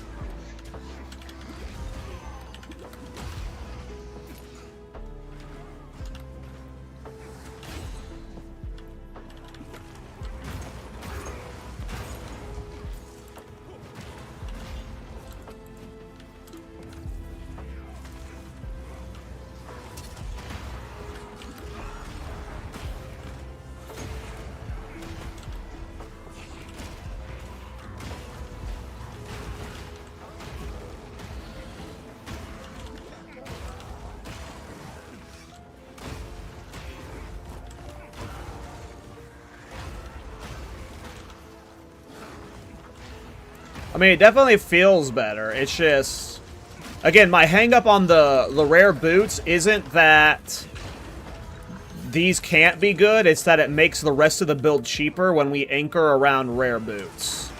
And it just really comes down to our budget. If we can fit these boots, because they come with chaos res, into the build, it definitely helps.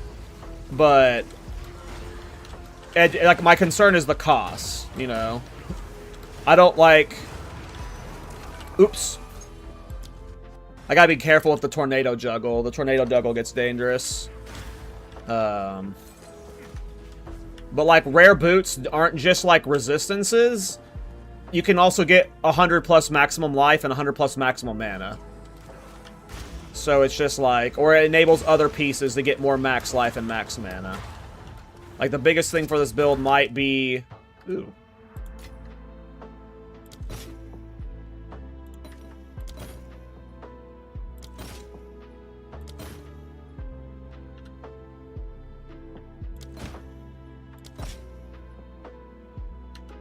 Just getting 3,000 max life and 1,500 max life, and then we're tanky that way, right? Like, so it's just, I'm not sure.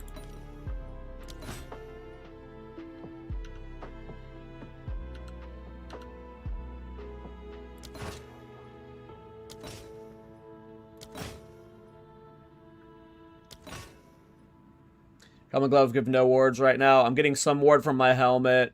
My gloves are also giving ward. 132 from helmet, 152 from gloves. And I assume the light radius helmet, if we play it, is going to have similar ward. Every piece I have on, except for Temporalis, is giving ward. Damn, we got hoed this Ride of the Nameless. We didn't get a single purple omen. That is the worst luck I've ever had. The map's not even worth finishing clearing if there's, like, not a good omen to hit. I mean, we could get, like, a fracture drop, but with the podcast soon, I want to prepare for that real quick. It's your lucky day. Oh, it's you. Well, what's new? Yeah, well, I don't know what to do.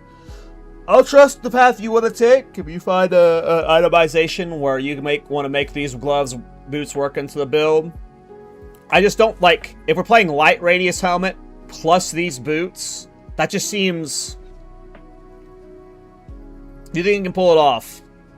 If you think you can pull it off, go for it. But I think light radius boot helmet plus these boots. If it works, that's cool as fuck. We make it it's a meme tier build that's, you know, using really cool uniques. That's cool. But I just don't see, I mean, you know how I am. I'm always absurdly picky over survivability. And I just panic whenever we're riding that line. Especially when we're budget starved. I imagine if I liquidated, I'd be at about 30 divines top, so. And it's not like these pieces aren't like min-max, but it's not like they're awful, you know. These aren't like horrid pieces. They're just like, you know, 1 to 2 divine pieces. The amulet needs to go. I don't even know if we need an amulet with more spirit. Like, what spirit gems would I even add?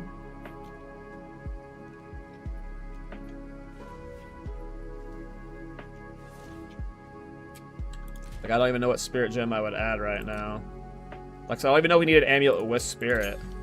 Like, of all the gems that I have on, I've got, like, so many good ones. Like, Wind Dancer, but I don't want it taking away from explosions. I don't want heralds to take away from explosions. Attrition, our fights aren't long enough for attrition to matter. I don't want Iron Ward to take away from the build. Scavenge plating, we're not scaling armor. I don't really care about Lingering Illusion or power charges. We could add Blasphemy, technically. If we wanted to add, like, Blasphemy and Feeble. Maybe Blasphemy and Feeble is a defense, like, and Blasphemy and Feeble temp chains. Maybe that's the defensive layer we need. But when things are going slower, they're detonating our bombs slower, so it's like, I don't know, I think maybe Blasphemy and Feeble temp chains. If we got Spirit, that's what we would add, sure. Blasphemy and Feeble, at minimum.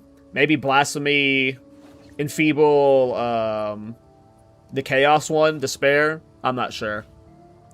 But Blasphemy is like the one spirit gem I could see us. Vulnerability, I don't know if vulnerability, does vulnerability and armor break stack? I've never used the two together. But yeah, Blasphemy is like the one spirit gem I look at right now of this entire list. Like, I don't see us. Like, what would we even put in cast on dodge? A curse? But at that point, we would run Blasphemy with the curse, right? So it's like...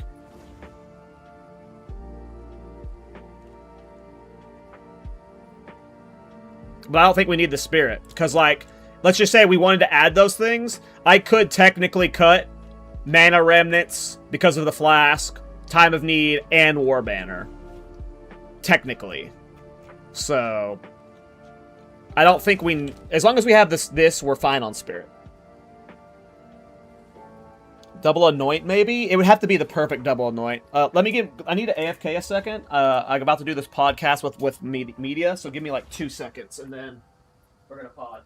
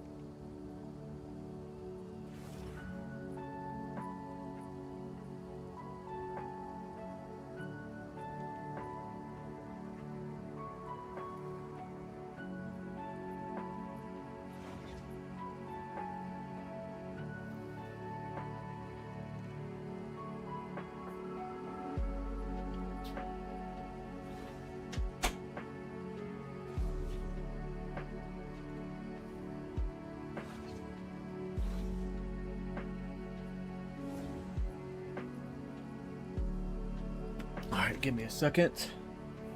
Let me get everything set up for this podcast. Hey, thanks for the Prime Media. Give me 2 seconds, and then I will be ready.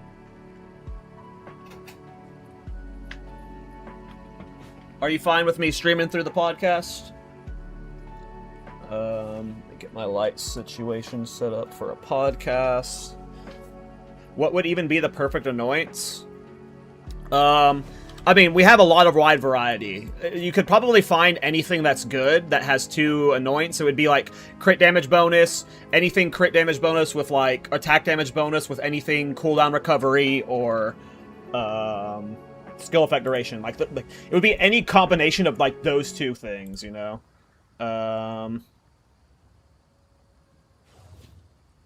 Let me get everything. I have to turn off my webcam on this stream, so I could recapture it on Discord. I'm ready for the call whenever though.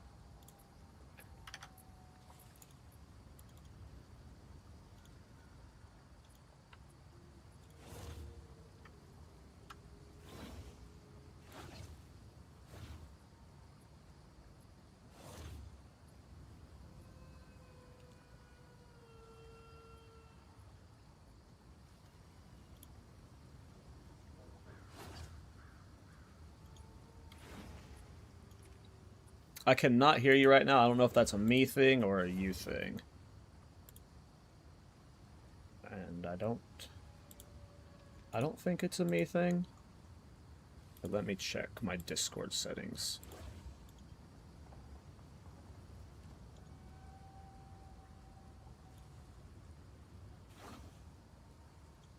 Try to say something now? It might have been me.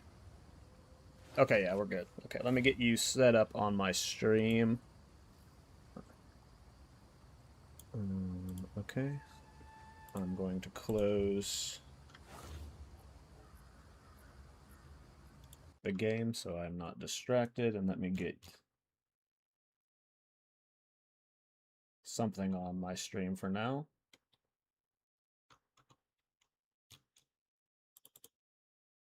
See, and then we can. I should have knocked for you, and then we can do shared chat if you want to do that as well. Okay. Adeline. I don't. Oh, there it is. I don't know how to accept it though. I'm such a noob streamer. I see. You should have it in your notifications in your stream manager. I may have to knock again. I know Try and I were having a couple issues with it. I see in the filter you sent a request, but I don't see like the pop-up to accept it anywhere. So you might need to resend it. Yeah, let me try again. Knock. Okay, I see Request that one. sent. Brilliant. Camera. Okay, give me 1 second. All good. Streamlabs, virtual cam.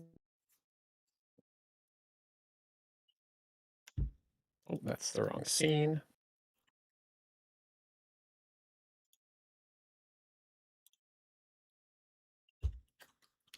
Needs to be scene. Here we go. Podcast.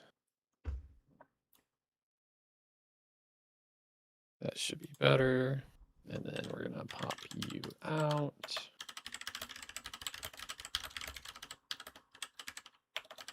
Gonna do this.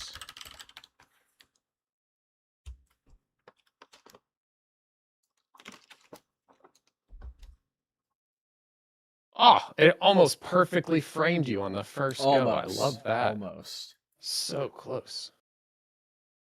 Let's move you over here. On my stream, can you hear him fine? Is his volume good? Check 1 2. This is my normal speaking volume. Check.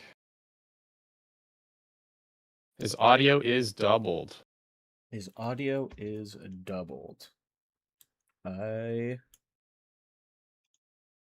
Cal is much louder than me. I can fix that. Not a problem.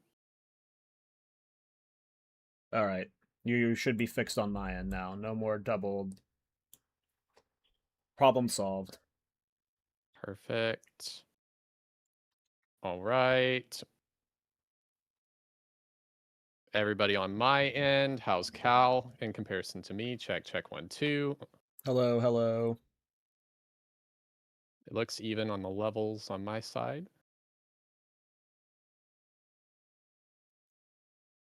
Pretty much perfect. That's the kind of energy we like. All right. Sweet. All right. Thanks for coming on, dude. Yeah, Appreciate no you. problem. I know it's kind of early for you, but I appreciate you jumping in here. All good. Yeah, I'm always down. I love this game, so I'm always down to talk about it. Hell yeah, dude. Okay, so I got everything going here. I think we're good. Make sure I have my notifications muted.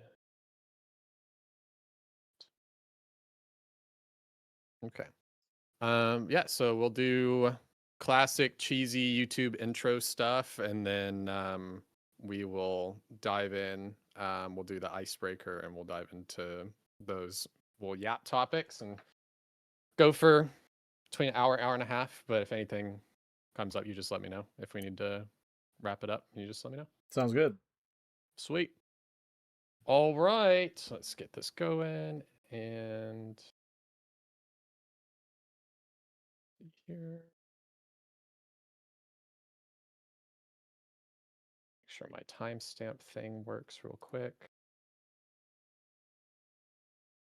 I don't know if you have this for the pod. I'm sure you probably do, but my Stream Deck, they have that built-in app to like track timestamps and stuff. Oh, Makes really? life. Miso does all Yeah. of the production, so I don't know how he handles Oh, any of gotcha. that. That's all on him. Yeah, Major put me on that because he was like, dude, like I was going back and rewatching my VOD to get the timestamps and stuff. He was like, no, no, no, no, no. That's awesome. All right, Yeah, I let's don't know how Miso does it. Oh, wait, I think he said once that there's like an AI overview now that happens, and he like copy pastes that into like Chat GPT. Oh, It'll analyze it, and then he still has to go through and polish it up and make sure the timestamps are permanently aligned and rename some of it. But I think it was either him or Cyclone that said that they did. I don't remember who. gotcha. Okay. All right, let's do this. Should be good. And then make sure that's capturing.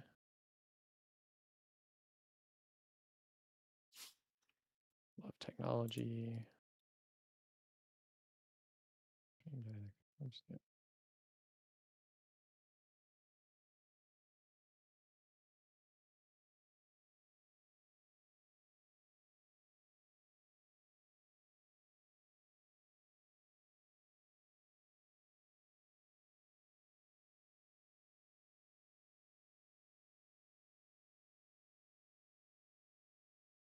Oh, it's saving to the wrong folder. That's why.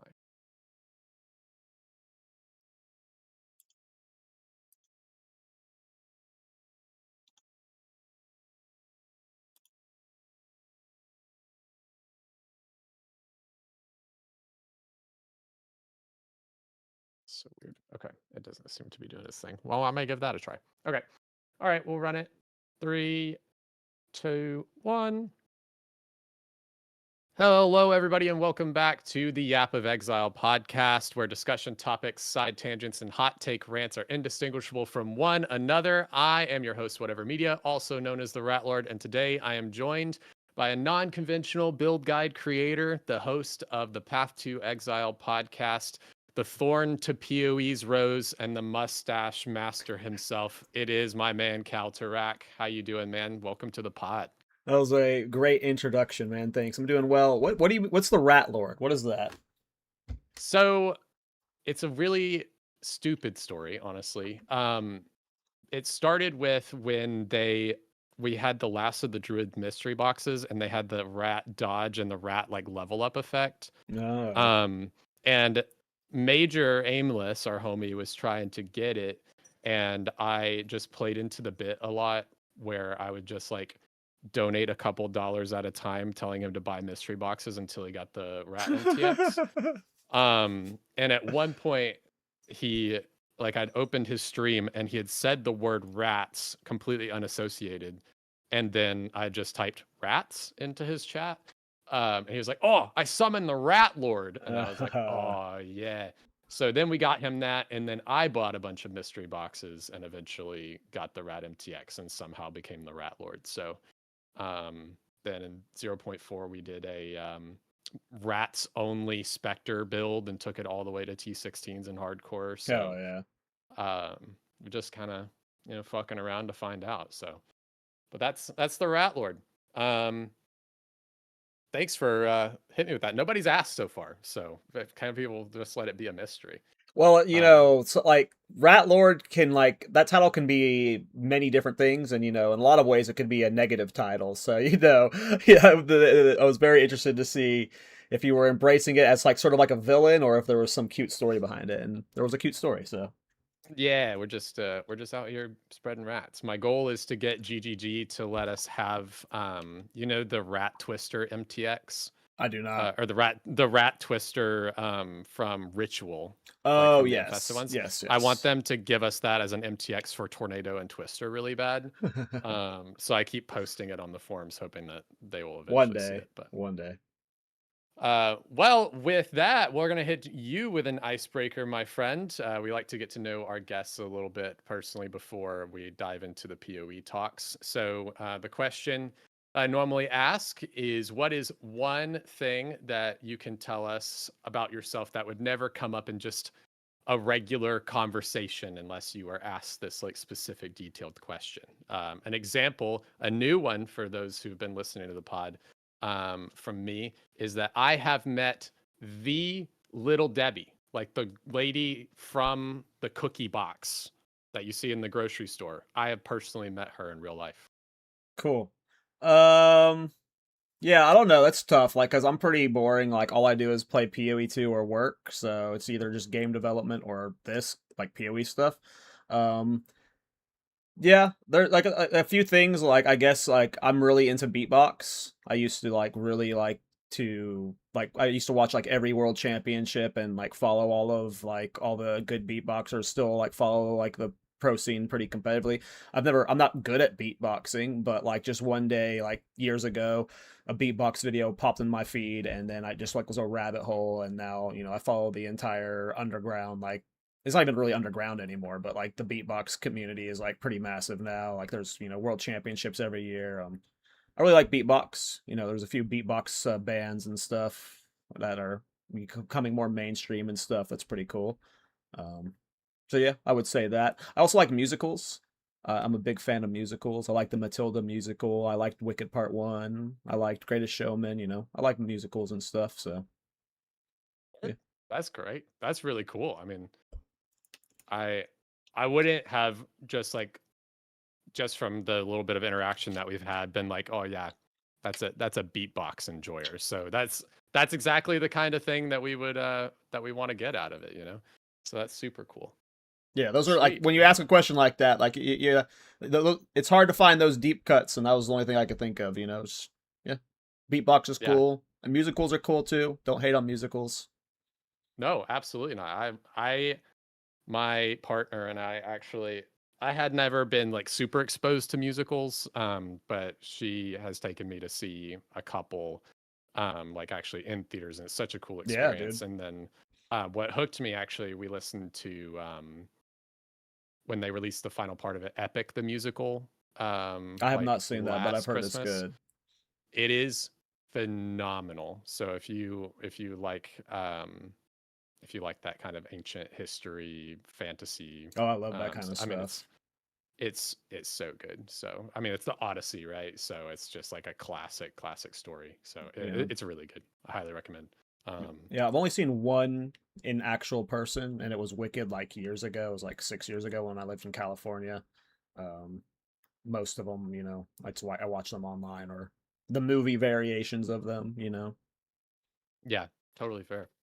Sweet, dude. Well, we got a musical enjoyer here, chat. So hopefully you guys, if you guys like musicals, toss some recommendations our way. But we are going to dive into some PoE yapping, dude. We have received the biggest patch in Path of Exile history.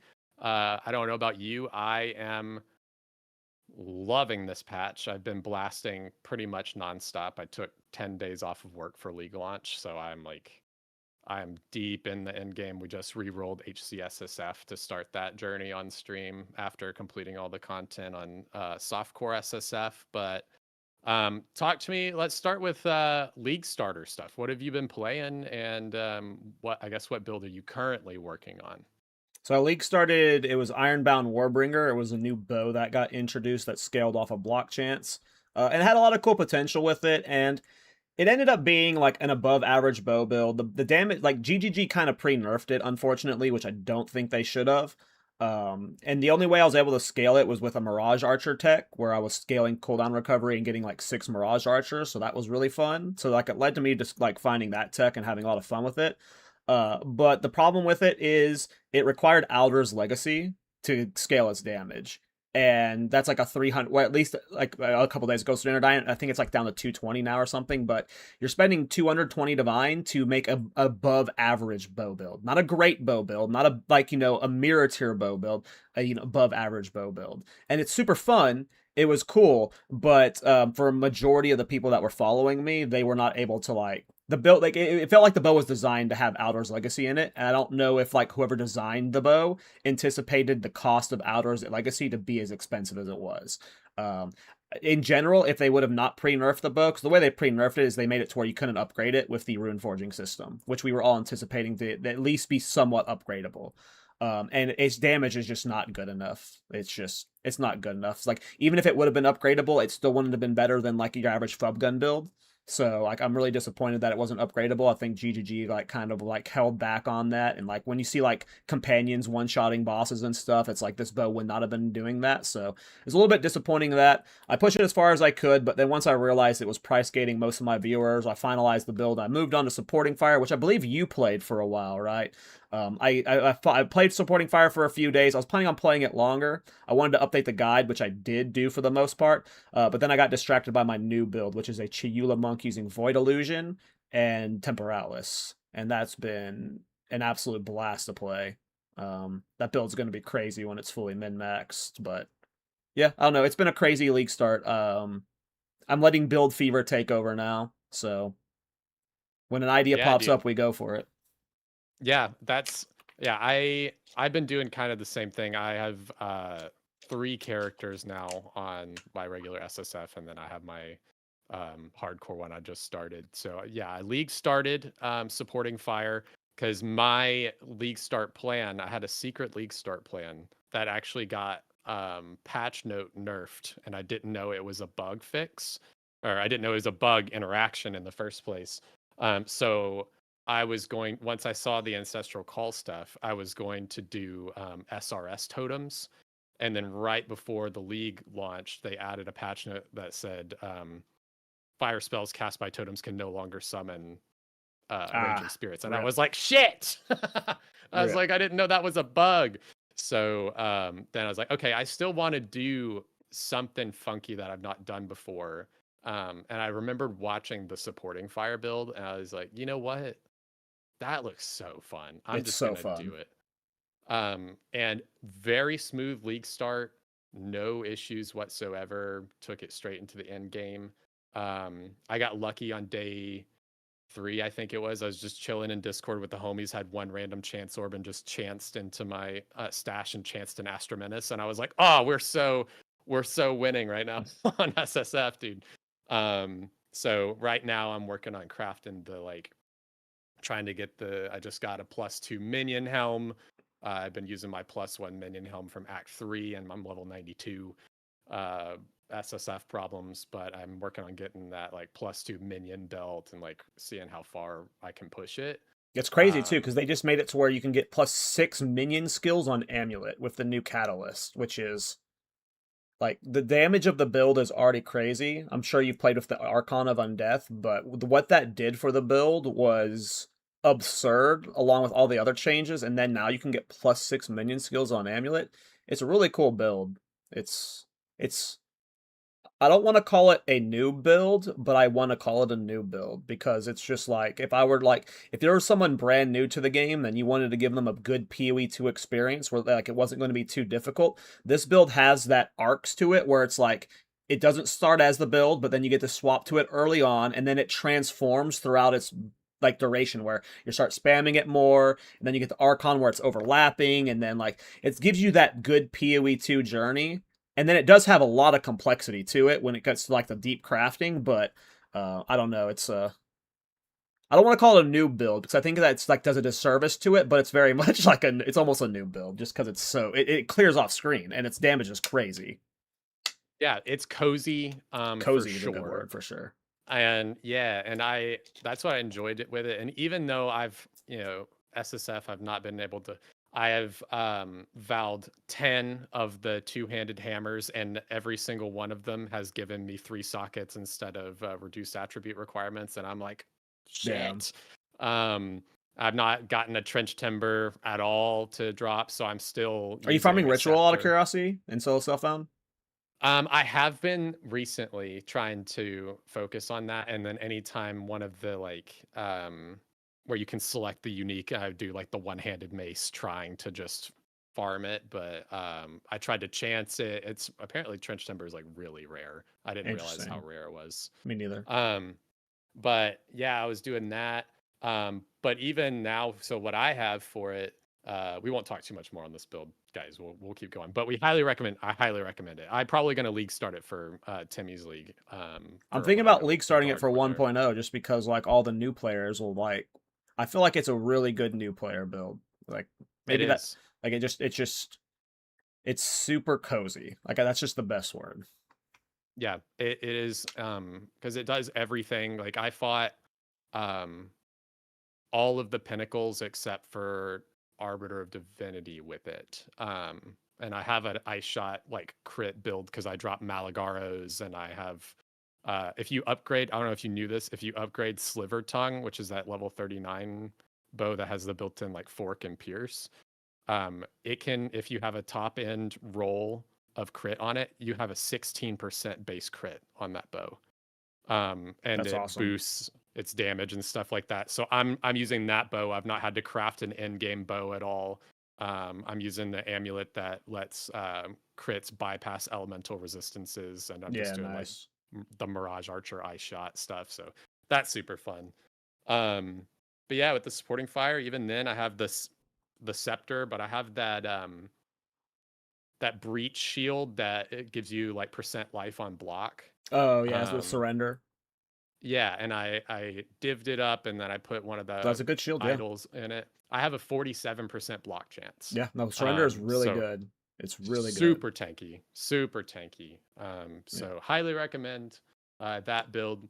I was playing Trade League with it, so I had obviously a higher budget, but I was farming pre-nerfs 200% simulacrum with it, like brain off completely. Like it's not just a good solo self-found hardcore build. It's like it's got scaling to it that can full clear all the content in the game. So like if you're someone who wants just a cozy league starter, the downside of it is it's a minion build, so minion builds get pricey if you're trying to super min max them, but you don't have to min max the build at all to like full clear all the content. So yeah, and I'm a testament to that. I mean, I have a +3 scepter.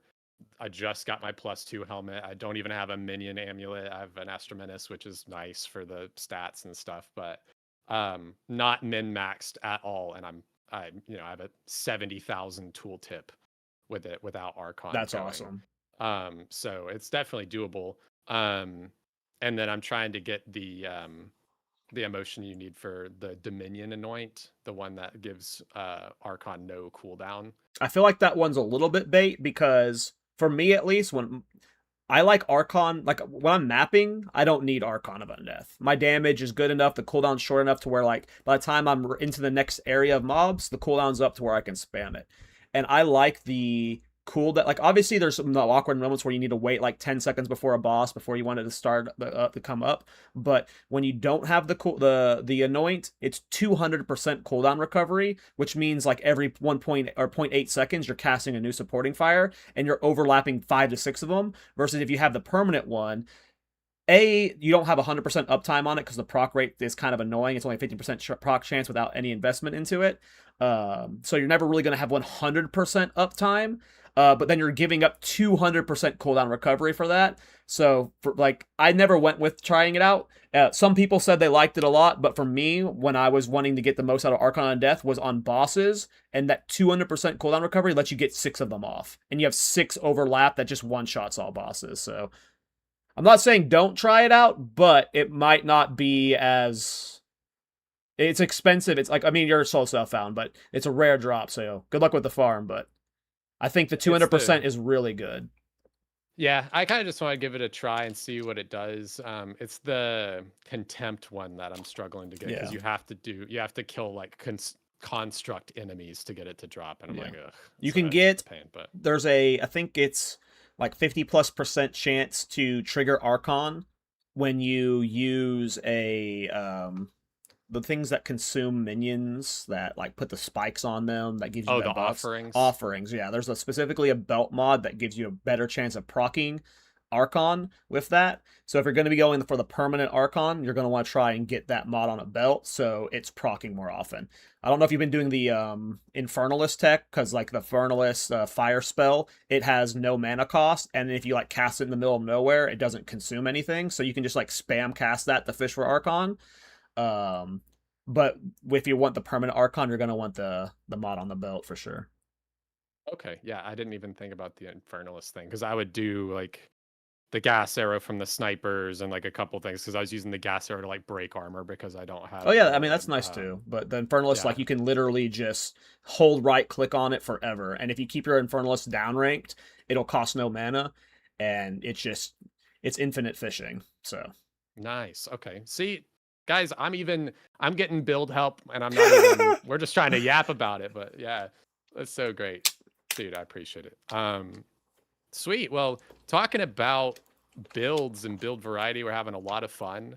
Um, what I wanted to ask, and you can choose like one if you don't have like a favorite, but what is your favorite build interaction that you've been able to discover or play with overall so far? From it can be 0.5 or it can be like PoE 2 in general.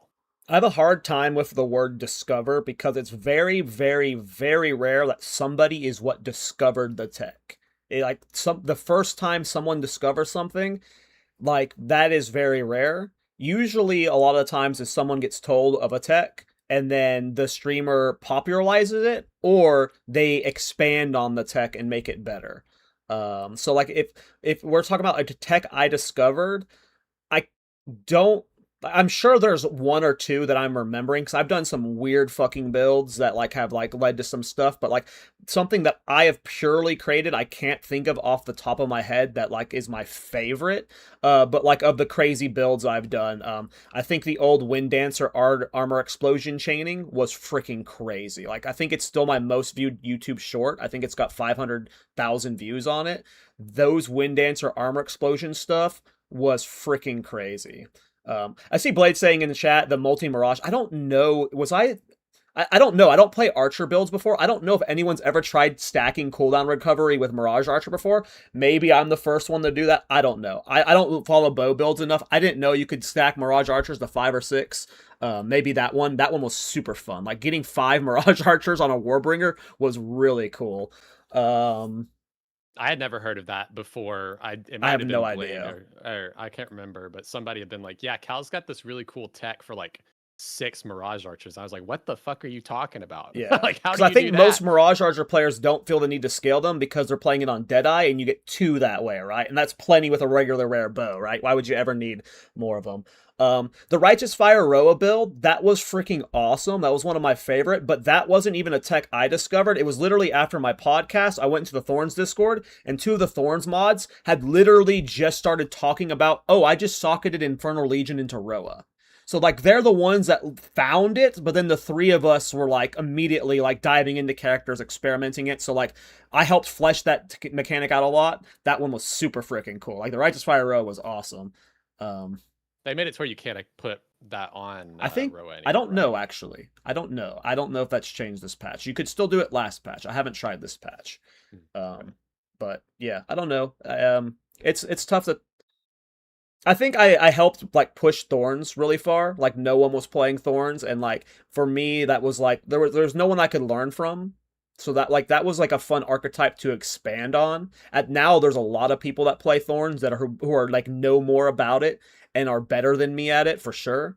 But initially, like when I was like one of 3 people playing Thorns, there was no one that was like there was no one else doing it. So like, when you're making a build, you can go to Pee-wee Ninja and you can like get ideas from like 30 other players and you can make your own Frankenstein build, right? There was no one doing that for Thorns. So like a lot of the early Thorns techs, I feel like I'm the one that discovered them, but there wasn't really much to play with early on. So, it was yeah, I don't know. It's a tough question to answer because I don't like, I don't know if it's like, I'm not trying to be like imposter syndrome me about it, but like, it's just hard to say like what you truly discovered. But of those texts, those were all like the ones I look back on. And like, those were freaking awesome. The one tech I think I did discover actually was the Shattering Palm Thorns tech. Shattering Palm in 0.3, you know how Shattering Palm, you put the ice crystals on an enemy and then you have to do damage to them again to detonate it. And back then you couldn't hit hard enough to detonate themselves, but what I was doing was with Quill Burst makes you do Thorns damage around the target.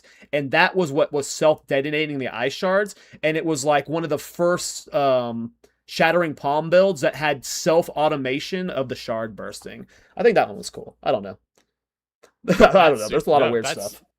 That's super sick. No, I definitely like when I think of, when I talked to Rabbit, he was so thankful that I called him the plants guy and not the like ED contagion guy. But I don't want to be like, oh, you're the thorns guy. But, dude, I have that same thing, dude. Like I don't hate thorns, but like I'm starting to because I'm being associated more with thorns than anything else, and I think I do a lot of non-cool thorn stuff. Yeah, you for sure do. I mean, that's like you are actually the first the supporting fire build is the first build that I have league started that I haven't been just like having a concept in my mind and going for it and then looking at stuff to try to make it better. You are the first one that I've like been like, I don't understand this, so I'm just gonna follow this and learn as I go. So it's great stuff. I was inspired to do in 0.2 some thorn stuff because of some stuff that you did. So I did, and I'm happy I can do it again. Because for a bit, the build, when they added sprint, you couldn't do this anymore because I had it set up for a cast on dodge thing with caltrops and thorns and stuff. And I did a hardcore SSF gemling roly poly build. And all I did was dodge roll. I just held space. Did you ever make a video about it? Because I feel like I remember seeing it. I remember seeing a few dodge roll builds in 0.2. I don't know if I ever saw yours. Yeah, I didn't post it on YouTube, but I did. I had some. Well, I posted a couple shorts about it, I think, but I had some clips of it. But it was before I was like really getting into the content creation side of things. I was kind of just like bored in 0.2 and dicking. Isn't that how funny how it begins though? It's just like you're playing the game and it's like I just have this cool tech that I want to show people. That's how it started with me with this game and with Thorns. It was like, oh, I'm playing the game. I found a Thorns helmet, and my first PoE2 video was literally not even like it was me leveling to like level 30 with Thorns. So I'm not even really showcasing anything cool with Thorns yet, and I'm just talking about all the Thorns items in the game, and it just like. All it takes is you getting a little bit excited about something, and then there are people that want to see, and then you just go from there. Yeah, I was becoming the I've been playing like Poison Pathfinder was like my big thing from like 0.1 all the way through. And when in 0.3 they changed toxic growth to not make you jump back and do the whole animation thing. I was immediately like, oh, can I make toxic rain from PoE 1 and PoE 2? Is this possible? So I league started that in 0.3 and got it pretty far, but I wasn't sure how to scale it quite right yet. And then I ended up coming back to it and really pushing it. And like me and a few others, like Everseen and some other creators were like really looking at it. And I was like, oh, I'm so excited to like make a guide and do this stuff for like 0.4. And then I heard, hey guys, and I was like, no, my build. No. And you know how it is, like, oh, it's my build, or whatever. But then I was like, damn, I'm gonna enjoy this while it lasts because they're gonna gut this build now. So they killed my boy going into 0.5. Very sad, but that's okay. The fub effect is strong. The fub effect is strong, dude. That's fun though. I think that if I had to pick like an interaction, like learning how to like scale toxic growth and stuff was a big thing for me. Like learning the there's that node that like increases the magnitude of poison that you deal on your first hit on a target. It's like 60% increased magnitude for the first poison or something like that. And I was reading it, and I remember being in a call, and I was like, guys, wait, it says target. It doesn't say enemy. Are toxic growths a target? And I started playing with it. I was like, holy shit. That's how it starts. It increased the damage dramatically and was making them pop instantly. And I was like, oh, this is it. This is it, boys. That's how it starts. So Do you strictly so play fun. solo self-found? I played trade in 0.1 for probably like 300 hours or so, on like an ice strike monk and a like grenade gemling. And then I quickly went to like HCSSF for 0.1 because there just wasn't much to do. And I just wanted to challenge myself. I'm a big like Souls game enjoyer and stuff. Yeah. So I was like, let me just like kick myself in the balls for fun, I guess. I'll just like suffer through this. And then yeah, I really have come to enjoy SSF. I'm not My thing is I'm like I come home from my job where I'm like worried about like I'm selling stuff, like I work in sales and things, so I do that, and then I'm coming home, I'm like I cannot think about an economy and like and maxing currency stuff. And I love that people do, and I want everybody to enjoy the game. I'm not somebody like if you don't play SSF, you suck. Like trade is great for the people who want to do it, but I want to play PoE for like the whole league. Like this is my game rather than just like play in for a few weeks and finishing the content and being done. So for me, SSF like really draws that out. And so that's the item chase and like crafting stuff myself is kind of the way that I enjoy it the most. Yeah. I see myself like eventually playing solo self-found for like the back half of every league. But as long as like new stuff is getting introduced, like it's hard to experiment in solo self-found, especially to experiment quickly. Whenever you have an idea and you want to execute it on it fast, like this Void Illusion build, there's no way I'm doing it in solo self-found ever, right? So Yeah. It is interesting though, and I'm curious to see what you think about this, but kind of going into the next thing I had planned because I was going to talk to you about like build variety in the league because that's always like a big topic of like, oh, is there build variety or is there only like one build to play? And I feel like league over league, it's just like every league is like the best league we've had yet for build variety.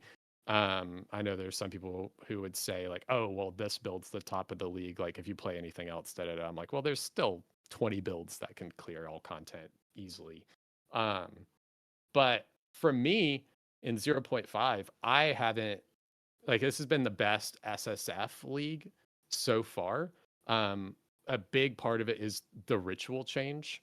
Like going through ritual, I've gotten all of these like rarer uniques that normally are needed to kind of get a build going, like the plague fingers and the sun splinter shield and the fire flower amulet and like different like these like very niche pieces that don't normally pop up. My unique stash tab is almost full yeah. on anything that's not like a boss unique or like a T1. So I feel like I really do have the ability to kind of experiment and do that stuff. Like that's on day like 3 or 4, I killed a rogue exile in a T7 map and it drops Malagaros and it drops Aratha's Assault. And I'm like, well, that's 2 builds right there that I Yep. can, work on. So I just think that we've been given a lot more tools to be able to acquire that stuff easier. But I wanted to see your perspective on it, and especially because I'm not a trade player. How has that, like the availability of like these uniques and stuff like that, affected the like economy side of build creating? Um, I don't think it has too much. Like ritual, like the ritual change is freaking amazing. I love it. Like it makes it very easier to like target uniques. I think it just expedited like the first week of the league to where more uniques were flooded in to where like it makes it more viable to league start builds that are unique dependent, which that's cool. In terms of like build diversity, I have never agreed with like the argument like that you have to look at only S plus builds, and anything that's not S plus isn't viable. Because in my mentality, really anything that's like B plus or higher is a viable build for this game right now. And I don't think there's a patch where we've had more builds that are B plus tier or higher. I feel like you could give me any skill in the game, and like 99% of them, I could scale to clear Uber content in Trade League.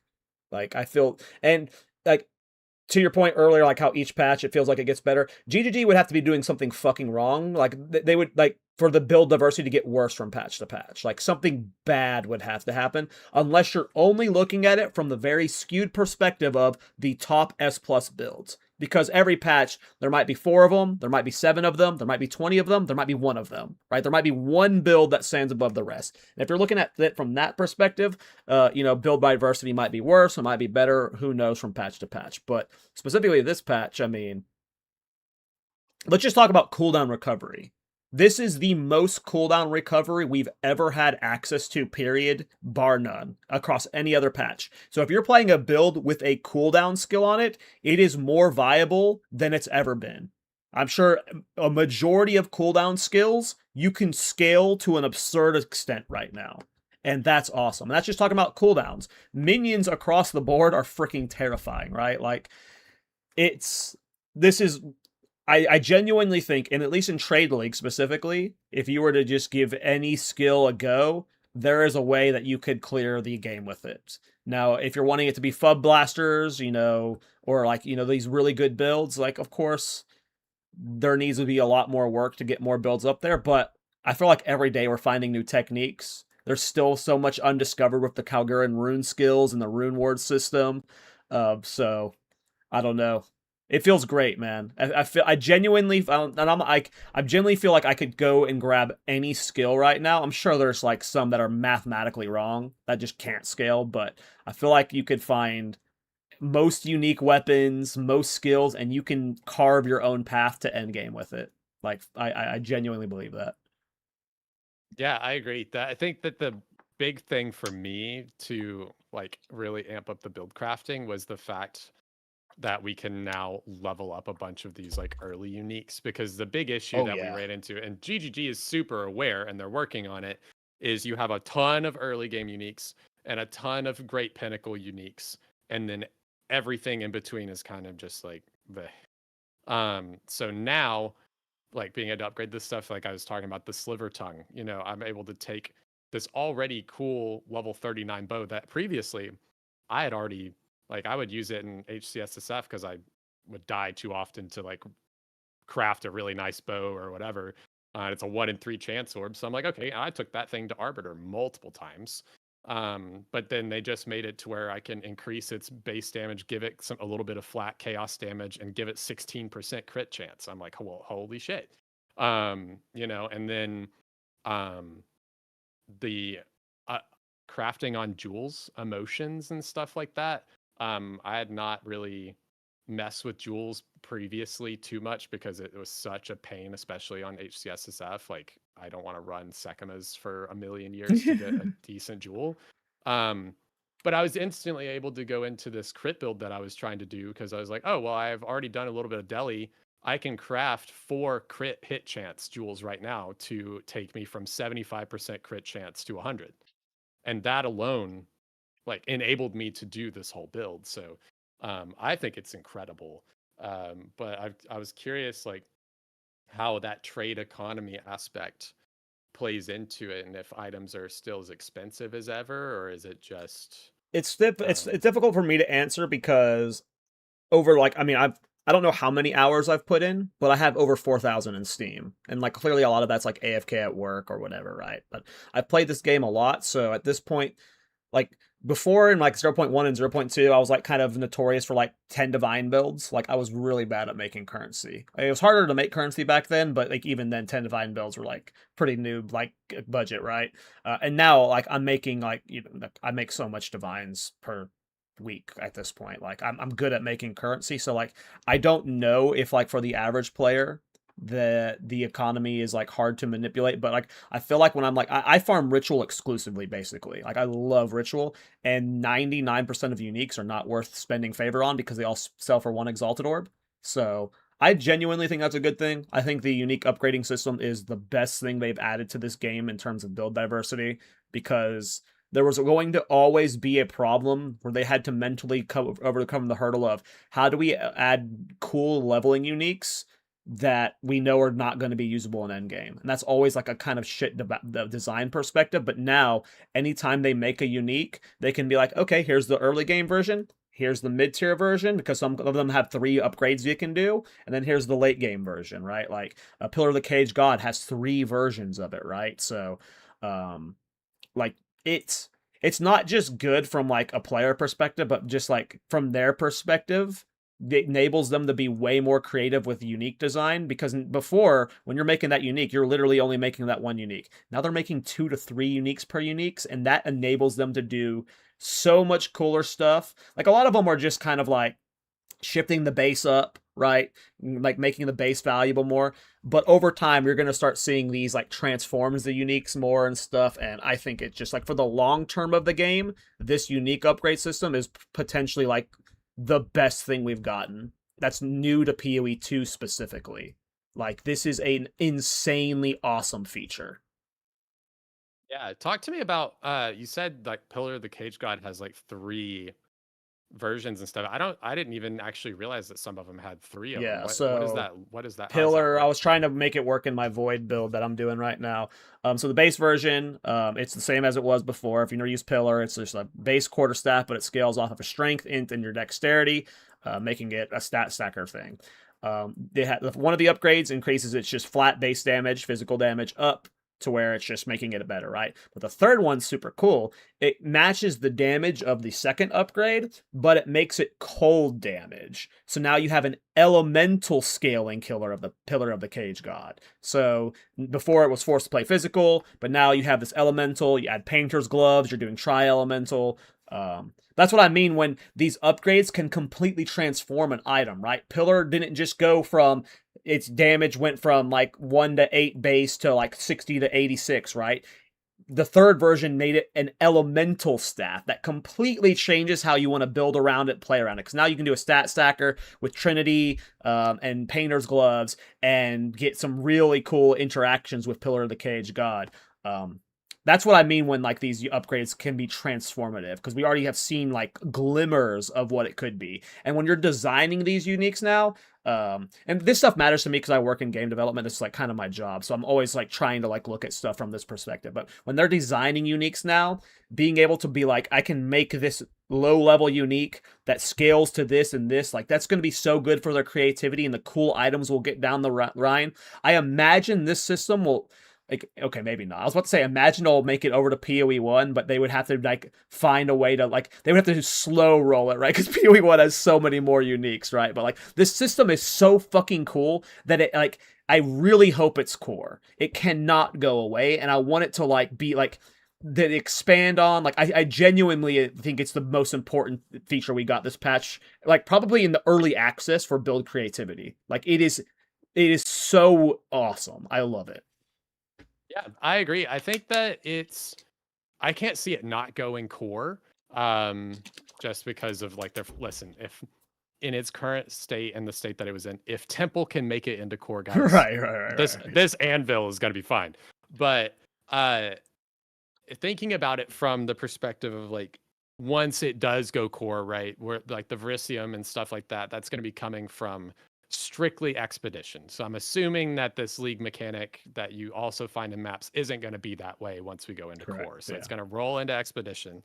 And since we've lost the recombinator, we've lost expedition vendor crafting for the tiny bit that was worth. I think that is a necessary thing because that becomes the entire reason to do expedition, in my opinion. So I don't see it going anywhere, but I agree with you. It's so transformative, and even for the ones that just got the flat damage increases or something, right? Like I did last patch, I did a Splinter of Lorata build with Original Sin that converted all Ellie to Chaos. So Splinter of Lorata cannot deal elemental damage, but and the Plague Fingers conversion of elemental to help with poisons gets canceled by Splinter, the spear. but Original Sin's conversion to chaos from elemental happens before the spears attack. That's cool. So you can scale that damage that way. So I did like a ritualist with the 3 rings with a bunch of flat damage and stuff, and I did had the reverse knockback gloves, and I would pull bosses and stuff into spear field and stack like 90 poisons on them and instantly kill them. That's cool. And it's super fun, but the base damage on that spear was like 12. Where now if you upgrade it, it moves it to like 60, which still not a crazy amount of damage. That helps but a the way I lot. view it, I'm like, that's 2 T1 flat fizz rolls on rings that I'm getting added on there. That's a significant amount of scaling damage. Yeah, I had a Doomfletch so- Ritualist that was a Doomfletch is a bow that like it converts the physical damage of the bow to fire elemental. Not converts, but you gain the physical damage you deal as fire, lightning, and cold. So essentially like 3.3x is your damage. But it has a really low base physical damage, and the way you have to scale it is like via very bizarre ways. It was a really fun build, but it had a low base damage, and it is upgradable this patch. Its damage is base flat is upgraded to double what it was. So like the build was already pretty good, and now like a lot of the like I have more interest in playing builds around upgraded unique weapons right now than anything else. Yeah, I 100% agree. I think that and that's putting uniques where they should be, because I feel like Agreed. more builds with our current issue with itemization, right, where the passive tree is not really giving us as much power as we would expect. And that will come with time with the classes, and hopefully in these mid-league roles that they're doing, where they're going to be touching on the passive tree. They've already been adding nodes and things that'll fix it.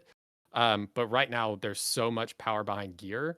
But why would I take the unique if I can do this crazy, like almost deterministically crafted 6 mod crazy rare item, right? Where now it's actually giving uniques that leg to stand on. Another great one. I'm a big bow enjoyer. I know that you're not as much of a bow guy, but the Splinter Heart bow, it's only like level 16. Oh yeah, that that's has, like, cool. the built-in split and stuff. The upgraded version's base fizz is 200. Yeah. Like that is a in-game viable. Yeah. Not like Doesn't have the projectile crazy skills, bow. but it's gonna get you to red maps. That's for sure. It's gonna, yeah. And so if you're just playing the campaign with that bow and you get right up to Act 3 or something like that, and you're like, oh, well, now I can upgrade this, and you or Act 4, that's amazing. That feels so much better, to be able to keep building with the uniques that you enjoy. Because I definitely fall into that camp of people who are like, I would like to play my build from the start. I know it's not possible with every skill. Like that doesn't make a sense. I'm the same. But like I want to play it as early as I can. So the fact that I can play with a cool unique and then level it It's with awesome, my dude. characters is really enjoyable. Yeah, the two bow builds I've played have been Ironbound and Doomfletch. They're both unique bow builds, so it just shows how much like I don't play bow builds, but if there's a cool enough unique bow, it'll get me to play a bow build, right? I really like unique weapons, yeah, and it's cool, man. I genuinely think it's the best feature we've gotten. Like we've gotten some stuff like the instant weapons swap, or we've gotten the support gems being stackable across all skills. This is my favorite change they've made. Like clearly all of those are very impactful and huge for balance, but I freaking love this change, man. Like I genuinely just want to make builds around upgradable weapons because it just completely changes how these low level weapons can be used. Yeah, I agree. Yeah, that is definitely my thing. I care a lot less about the skills and how I can modify the skills. It's about how I can take these weird, unique interactions. That's definitely the part of build creating in PoE 2 that interests me the most. If I could have a build that had a unique in every slot, I would. It's just I'm a defensive slut, so I can't play glass cannon builds, and it's hard. A lot of uniques they don't have defensives, so. But if it were up to me, I would be using a unique in every slot to get as many crazy modifiers as I could, because that's what makes the builds fun, right? It's the cool modifiers. So it's just hopefully this rune forging system gets iterated on more over time. We get more ways to scale defenses from them, because that's like always been my problem with Crown of the Pale King and Briar Patch for Thorns. They're both level 16 and level 11 boots, level 16 helmet, no defenses on them. Rune forging made it a little bit better at least. So Yeah. And then, you know, we It can sounds like you're quality dealing with a scale a bit classic with some ARPG dilemma, balancing Vow unique Temple ability. stuff. My phone Pick that. AI was reading our conversation and then responding to it. I don't know how that happened. They're always listening. They're dude. always listening shit. They found us out. They know about our builds. They're coming for No, us. damn. GGG's watching, dude. uh, no, it's so good. Well, with that, I like talking about a bunch of changes that GGG's been making. Another thing that I wanted to touch on, moving a little bit past builds and just towards like the patch itself, um, already felt like 0.5 was just this insane leap forward. Like I definitely feel like the past few patches have been like not 2 steps forward, 1 step back in some areas, but like maybe 3 or 4. Like we're making some progress, and then there's like little areas that I'm like, oh, maybe it's just like exposing issues we hadn't thought of before or something. And then 0.5 hits, and it's just insane. And then I didn't think that it would get much better, but we're getting these rapid patch changes where they're cutting the difficulty of delirium, they're fixing ritual, like the bosses not immediately like rushing you, which I know you were having fun with, like your 10 boss at the same time ritual That's going to be my rant from going shenanigans. forward, by the way, is bringing that back. Yeah, I think that it should be an option to do. Agreed. I think that you should be able to like, we have these multi-choice nodes, so you'd be able to do it maybe, and then like you kind of have that wisp one, like you stand in, you get extra tribute, like you get bonus tribute for bosses if you let them all spawn or something like that. Yeah, or increase odds Or at fracture orbs or something. Just like yeah, there's something you can do there. yeah. And for me, as normally a hardcore player, I was like, "Fuck that, dude!" Like It when I was. was doing It's it the in most softcore. fun I've ever had in an ARPG. Like genuinely. Yeah, it is. It is a blast. And when the softcore builds, like it felt really, really good. I had one that was like the Viper clone spirit lady, the monkey. I had 2 bramble gas in there, and it was just like It's utter just chaos. But chaos. Yeah. I was on the supporting fire build, so I was just rolling and clicking, and I was just watching their health bars go down and hoping for the best. It feels really great, but I'm happy that they have changed it for the hardcore players. Agreed. It I needed to wish it was change. still an option. It needed to I change. wish it was still an option for sure. But I was getting ready to roll into hardcore. I'd been playing for like 20 minutes, and then they announced that patch, and I was like, boys, they knew I was coming back to hardcore. They just nerfed everything hard in the game. They did. So, They did. but yeah, so what do you think about like how quickly, because we're getting these changes this week, we're supposed to get 0.5.3, which is supposed to touch on expedition a lot. um do you think that we're going to keep this cadence, kind of maybe not every week, but this like rapid patch cadence rolling into this like mid-league patch? Or do you like, I don't know, what are your expectations with that?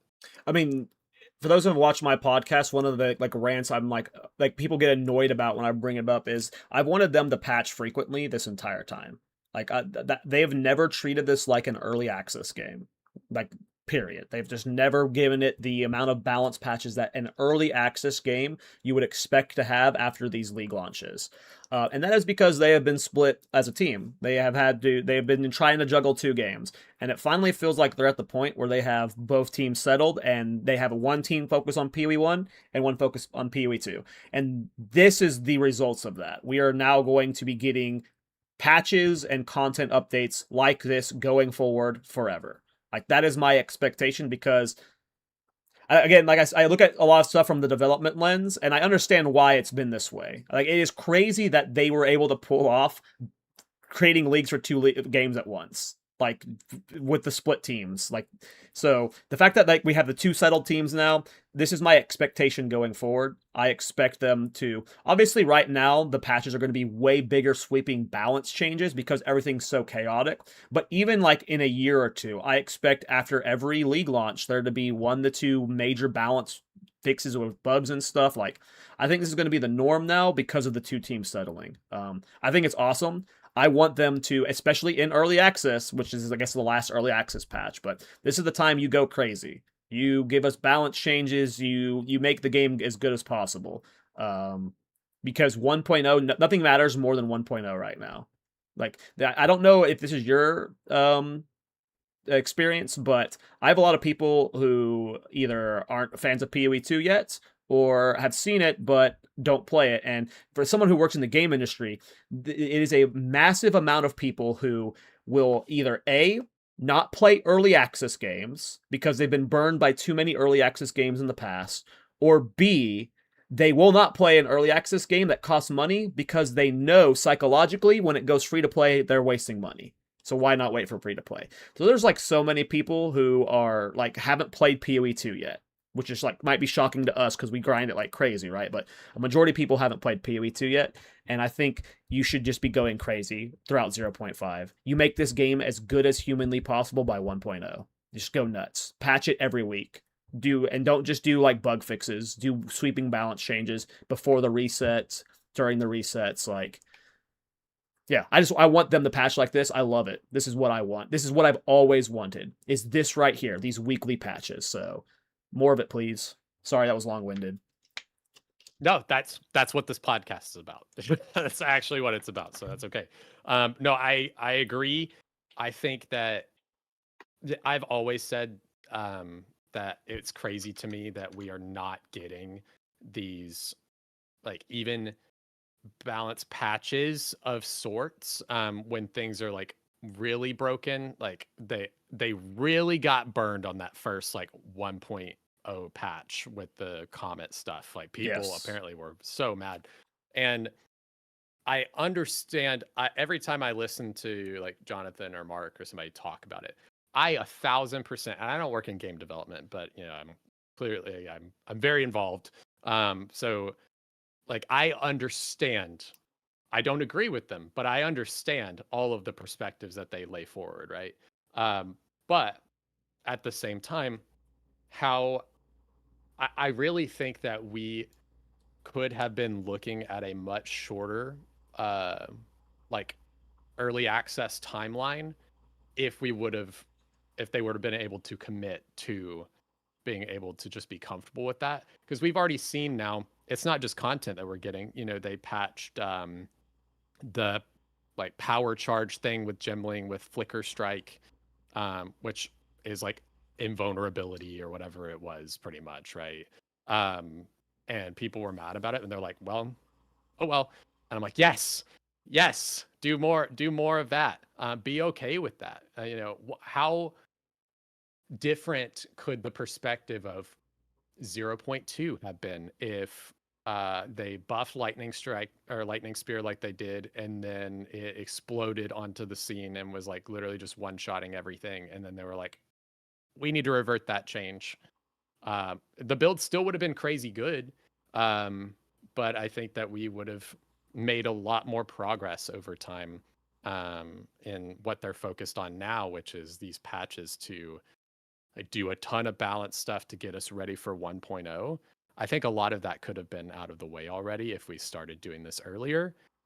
Well, for me, it's not even about like I don't even give a shit about the top. Like I don't care if they left Lightning Spear be OP for stuff, but like every patch, the bottom has been the problem for me. It's the bad shit that could have been getting buffed or like loved this entire time. Like league mechanics could have been getting some quality.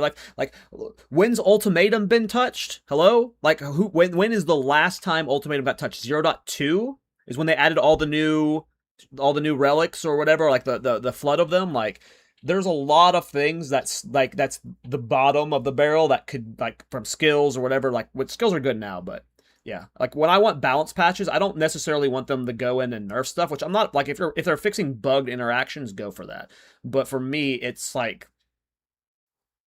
the bottom and enabling more ways to play the game is more important for these patches. Yeah, I do. Yeah, I do agree with you on that too. I think that the bottom is way more important. Because they even had said previously, like, oh, we can't nerf because it destroys morale. It's like people are just gonna Yeah, quit, which I do understand that. But then like bringing up a bunch of like underused skills and stuff like that, we barely saw any of that mid never. league, which was very strange. It was very strange to me that we never saw that, and now we're in this phase where that stuff, the changes like that are happening. We're expecting a mid-league economy reset that is supposed to apparently have like sweeping balance changes and things of that Is it going to variety. be a reset, or is it going to be like a secondary league thing? Because that's where I'm So confused on. Because I think it's just going to be like little private leagues like Farisha does. I assume it's just going to be an alternate league, but a lot of people are saying it's going to be a full on, this league is getting reset and we're getting 0.52. yeah, I'm not 100% sure either, and that's like the conversation I've had. It doesn't appear that anyone is really 100% sure, because in the beginning they were talking about like event leagues, and they're like, oh, month long, like little event things with Yeah. like remixes of content. And I was like, oh, okay, so it's gonna be Freesia-esque or something like that. But then they started talking about like economy Yeah. resets and they need this stuff.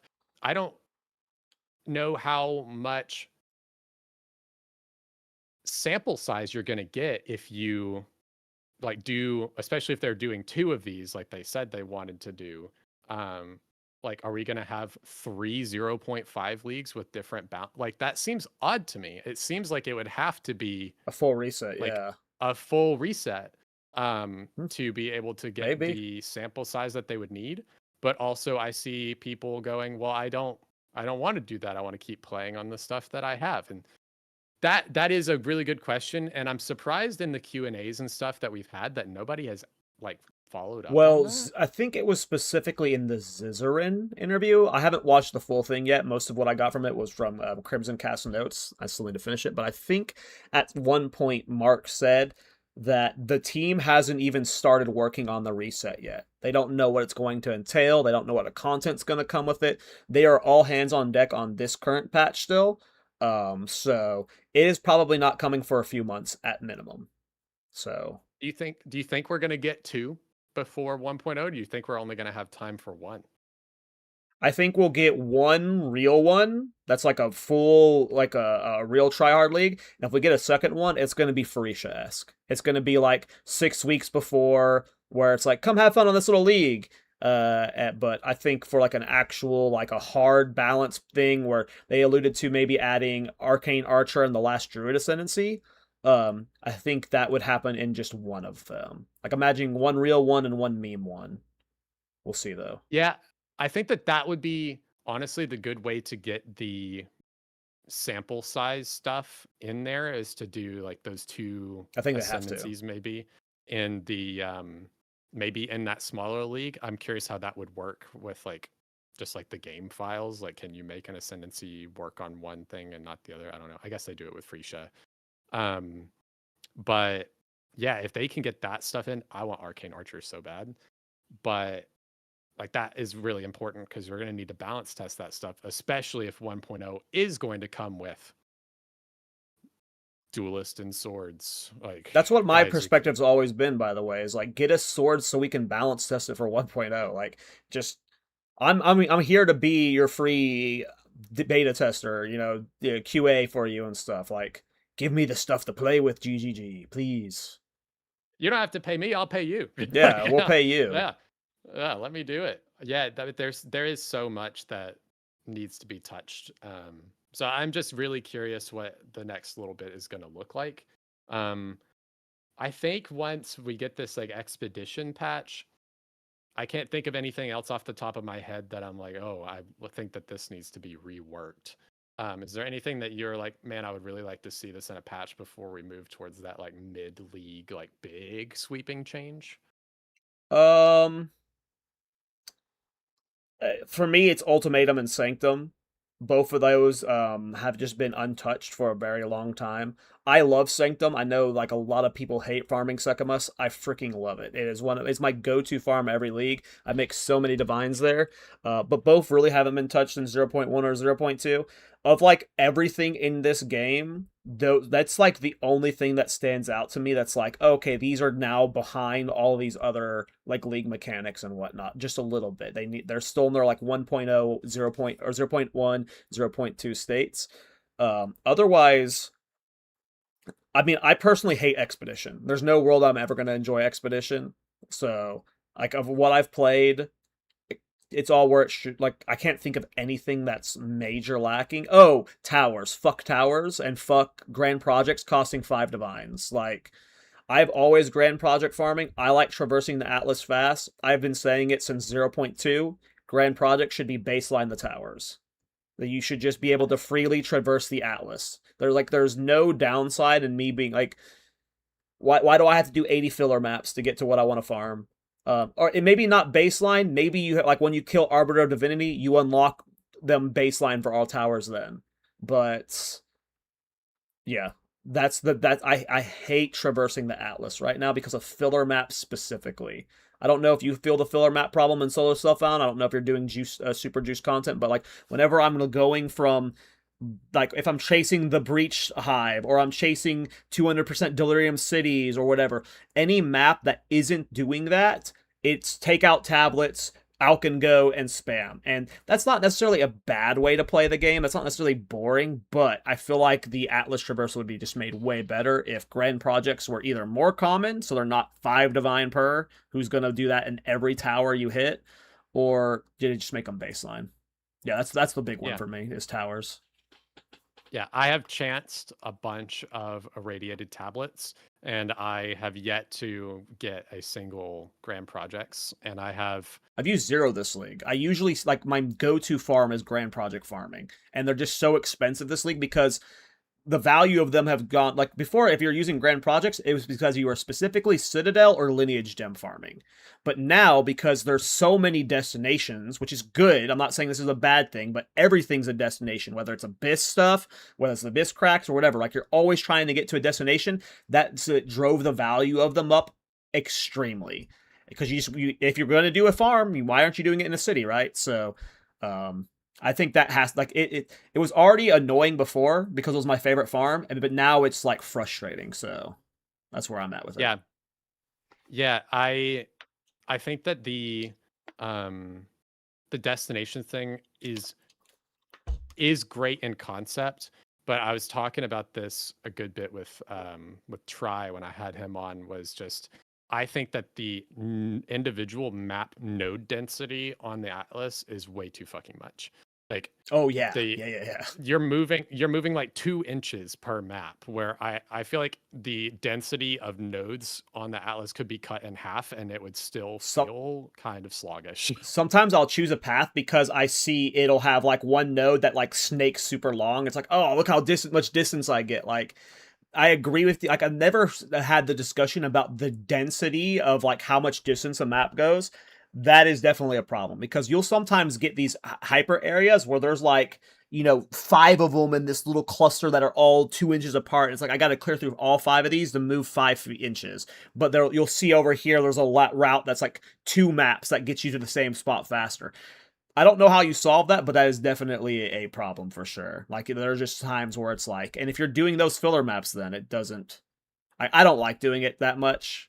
The filler maps, I don't know, but I play a lot, so that's probably why I dislike it. I mean, I never did this before this league. Like, normally I would just be like, okay, well, I'm just going to use whatever and just like take my time to get there and farm content. This is the first league that I've properly been like, if I need to get somewhere, I'm using like T1, T6 maps or something like that.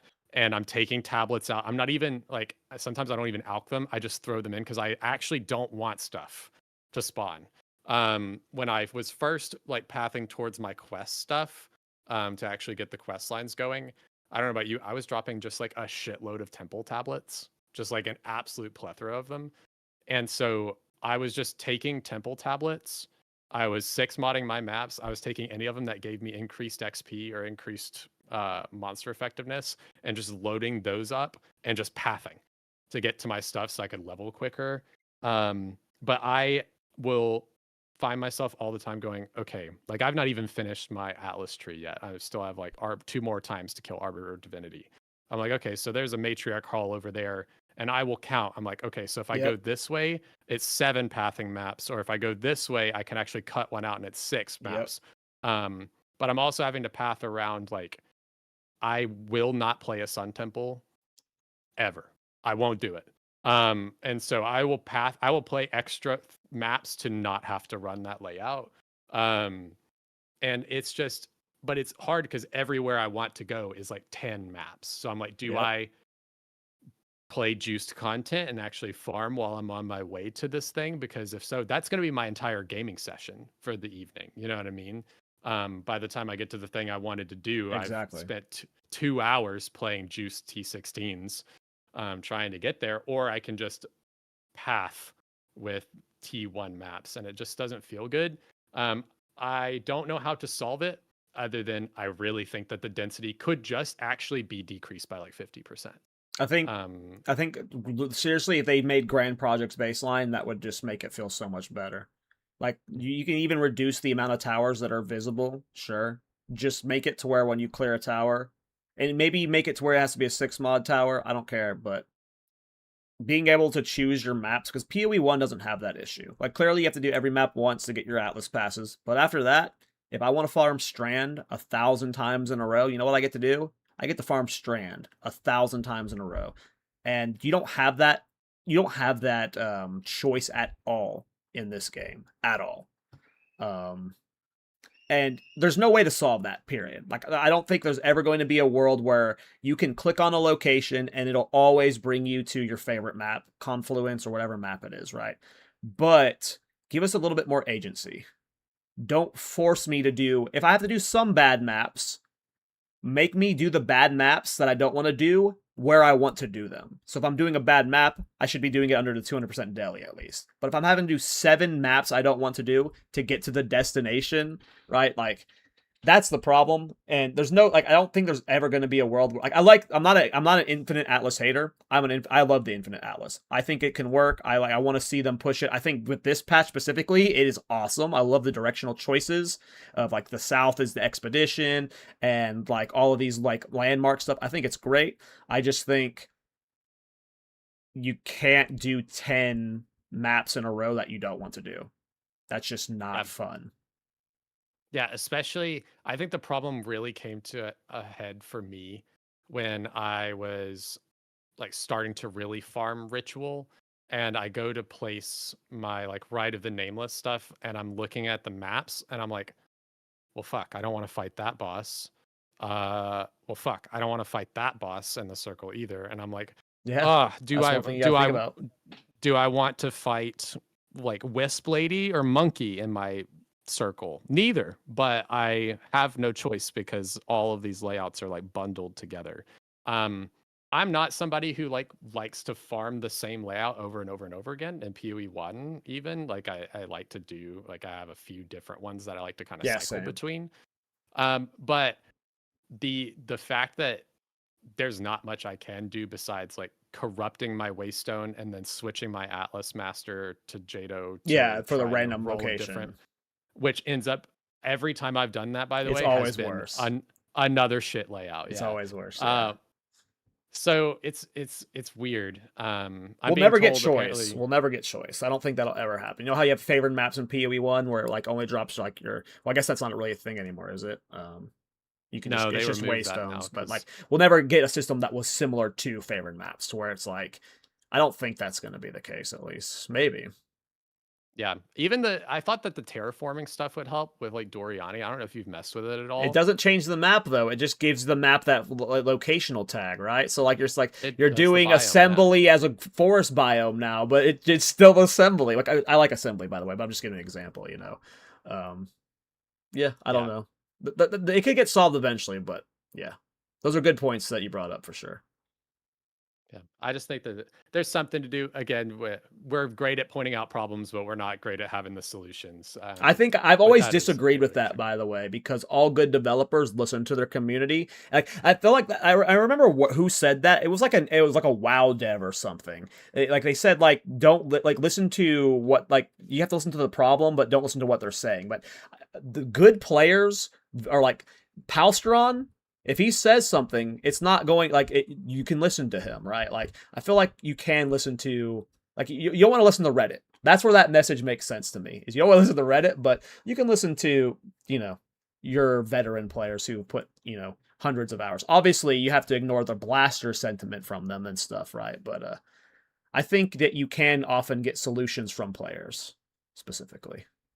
Yeah, I think that there is definitely a balance. I think I can't remember who said it, but I can't one of remember the it. GGG teams, but even one of like either Jonathan or Mark or even may have been Chris, said that they take all player feedback seriously, but they don't take it literally.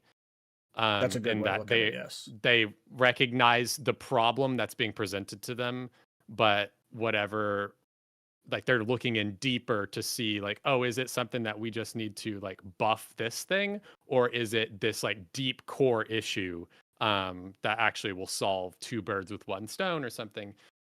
So and I think that they also are like don't want to be too much of like hearing people go, oh, like, oh, the streamer complains about it and then it gets changed or whatever, like but they don't listen to us who are like setting Reddit on fire. Yeah. um I just but specifically don't like that quote because it makes it seem like you as the player shouldn't give suggestions for what could make it better, because that's disingenuous to the reality of it. Like, you specifically might have a good solution to the problem. It might not be the right solution because you don't know the code. But when I hear listen to the players but not what they're saying or whatever, that make, like, I don't want anyone to ever be like, I can't give solutions to these problems, because you could very well have the solution. You just don't know because you don't know the code or like whatever, like you said, two birds with one stone internally. But I do feel like players can oftentimes suggest the right solution. You just, they don't have the insight of the code and stuff. So, but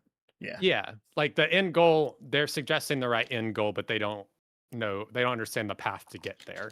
I think that that is important that people still do that, and GGG definitely, like, they're like, keep telling us, like, tell us when stuff feels bad. Mm-hmm, mm-hmm. But yeah, so it's interesting. I trust them to figure this stuff out. And honestly, if the biggest issue I have is having to play the game more to get to the things that I want to do, oh no. But it is, there is a point where I'm like, okay, the biggest one that hit me, I don't know if you felt this way, because obviously you trade Twilight Reliquary, doesn't really matter that much. When I went to go use my Twilight Reliquary key and I realized I needed to path like Oh six yeah, no, that's maps annoying. to I had to do unlock it it, too. Yeah, that was I was annoying. like, bro. I got Or one like from the, a Zarok, so it was an Against the Darkness. So I had to go. I had to go open it, and yeah, that's always annoying. like, yeah, or the like when I started immediately, I was like, I want to anoint. Why can't I Oh anoint? yeah, And that then I was happened like, to everybody. oh, I have to go to the tree to anoint. And then do And the like, I quest. get it, Yeah. maybe to unlock it. The fact that I can't put that anoint thing in my hideout is crazy to me. Oh, so you should definitely go in Um, the hideout. But the reason why I think it is good is, specifically as someone who wasn't a PoE 1 veteran, when it came to PoE 2, the reason why I knew who Dead Rabbit was is because he made a video like the first month of PoE 1 that was how to anoint your neck. I did not know. Like, there's a lot of information from PoE 1 that, like, PoE 1 players take for granted that a non PoE 1 player just, like, how did you learn about anoints before this? You didn't, right? But now, like, they're setting it up to where there's a quest that can onboard new players to getting anoints. So I like that from that perspective. I get why they did that. It obviously sucks for all the veterans that want to, like, skip the delirium quest chain and just anoint their necklace instantly. But from a new player perspective, there was no onboarding for anointing at all. Like, unless you way over the passive tree and hit alt when looking at them, you have no idea what's even happening. You would just assume that at this point the astillments are for crafting. yeah, and I do like that they tutorialized it, because that I mean, for the past year and a half we've been bitching about like there being no tutorialization for stuff. Yeah. So like that part, I am totally on board with that. The main thing for me is they kind of took this issue that we had in 0.3 of like, I have to travel to the Well of Souls and do the thing. Yeah. And that everybody was complaining about. And not only did they not change it, but they like doubled down on it. And they're like, well, now if you want to do the breach tree, you have to travel here. And if you want to anoint, you have to travel here. So I got to go to the breach tree to craft my breach amulet. And then when I drop it, I need to take it to the Well of Souls to desecrate it. And then I'm going to fracture it. And then I'm going to take it to the Delirium area to anoint it. And you're like, okay, like that's a little bit excessive to me. But I get it for the like world building and the lore part of it. I do just wish that it was just more jarring that we went from We'll get I used to can it, I right think. click. Yeah, it was just the jarring part of like I can right click a menu and do it to now I have to like Yeah. travel You're over also here. forgetting And we have to get your main Atlas points, so you're probably wanting to do the fortress first. And then also, you got to go get Hilda. You got to go get Doriani. You got to go get Jado. So there's all these little, like in the beginning area, like even if they add Towers baseline to have grand projects, you're still going to be doing all that manual travel every league start. Which, yeah, I'm looking forward to doing that all again when I do my solo self-found swap, but yeah, it is a problem. I don't know how they solve it though, because like you said, the reward building is kind of fun and important, and it wouldn't make sense like if you entered the Atlas and then within the Atlas starting point, like you have Breach, Abyss, Temple, like all within one node of each other, right? Like it. I understand how it ended up. How it ended up. It is shitty friction yeah, though. yeah, I think and I think that it can stay the way that it is. I think the lines should just be longer. The connect the dot lines should be longer, and there should be less Maybe add a dots. like a boss or Atlas passive, master passive that's like when you clear a node, like you like right now there's one that's like it'll randomly enable a map nearby. Don't make that random. Make it to where you can skip 2 nodes ahead. Just like Yeah, give us let me better choose. traversal. Like Yeah, so like yeah, you get like this grid, and it's like oh you can't do maybe the one like maybe it's you can't make the one like 2 nodes within your range accessible, but it's like a grid of like 3 nodes out from you. yeah, So or you still have something. to like, oh, I have to choose over here, but then path back 1 node or something. Like if they want that friction. Just Um, don't want the but friction. yeah, GG, get rid of the yeah, friction. Just let us map. I less friction, please. But Yeah, again, I trust them, yeah, and they're like the goats. There's no company we better. I'll complain about it because, like we said, we want to point out the issues. But I'm complaining about like the best game I've ever played. You know what I mean? Like Yeah, I'm still easily. going Like to I at this point, I pour give this time patch into a it. 10 out of 10. Like for what it could have been. Obviously, it's got bugs, it's got flaws, and if you're someone whose experience was ruined by bugs, I'm sorry. I understand why you don't give it a 10 out of 10. But for what this patch, like I can't think of any early access patch that released this much content and like upgraded the game this heavily. Like that I've enjoyed to this extent. Like if it didn't have any of the bugs and friction, it would like for early if this was like a 1.0 or like like 2.0 or whatever, this would not be a 10 out of 10 patch. But for what I expected like from my transformation from 0.4 to 0.5, 10 out of 10 patch. Like this is what more could you want besides the bugs not being here and swords, right? And those were like not going to happen, so you can't add this I much content with like this out without bugs, right? That's six. What was it? 5, 6 league mechanics that got completely reworked. Expedition, Abyss. Well, Abyss didn't really get. Oh, Abyss got kind of reworked, but yeah. Yeah, I mean it's a lot, and I expected there to be bugs. I got lucky with just being slow on my first first playthrough through campaign. Every time like I'm not a speedrunner. It took like it was end of day 2. I think I was at like 12 hours when I finished the campaign. Um, but I because I didn't start maps properly until like day 3, we already started like ironing out some of those bugs, or at least we knew about like Yeah. the Abyss quest line being bugged out. I was like, okay, well, I'm not gonna fucking path because I got to do 16 maps to get over to Abyss, so I'm not gonna do that yet. I'm gonna go do the stuff that's not broken. Um, so I didn't have that experience. All the bugs that I've experienced have just been like kind of funny. The only rage-inducing one I had was I got the like head of the king, or I got all the effigy stuff to do the Rite of the Nameless for like my second time around to actually fight the boss again. And right as my character is like standing on the little circle thing to drop down, I got DC'd. And so when I log back in, I've had that happen. I the hole is there, but you can't go down or whatever. And I reset the instance, and then the effigy was completely gone. And I was like, well, fuck. Yeah. There I've goes had all my crashes progress. and DCs like that, like brick a lot of maps. But like, what I meant by a 10 out of 10 is like this is what I expect of an early access patch that enables or that introduces this much sweeping content. Like it should be this buggy. Again, I have sort of like a pseudo development lens, so like I give them a pass in this sense. I understand if it's not a 10 out of 10 for you, especially if your experience was ruined Like if it, I've had some game bricking bugs, but I haven't had something that completely like made me re-roll my character. Right, like right now, if you use Wolf Shapeshift with Void Illusion in your hideout, it crashes your game. That fucking sucks. But that's something I can work around. I just don't Wolf Shapeshift dodge roll inside my hideout, and we're good.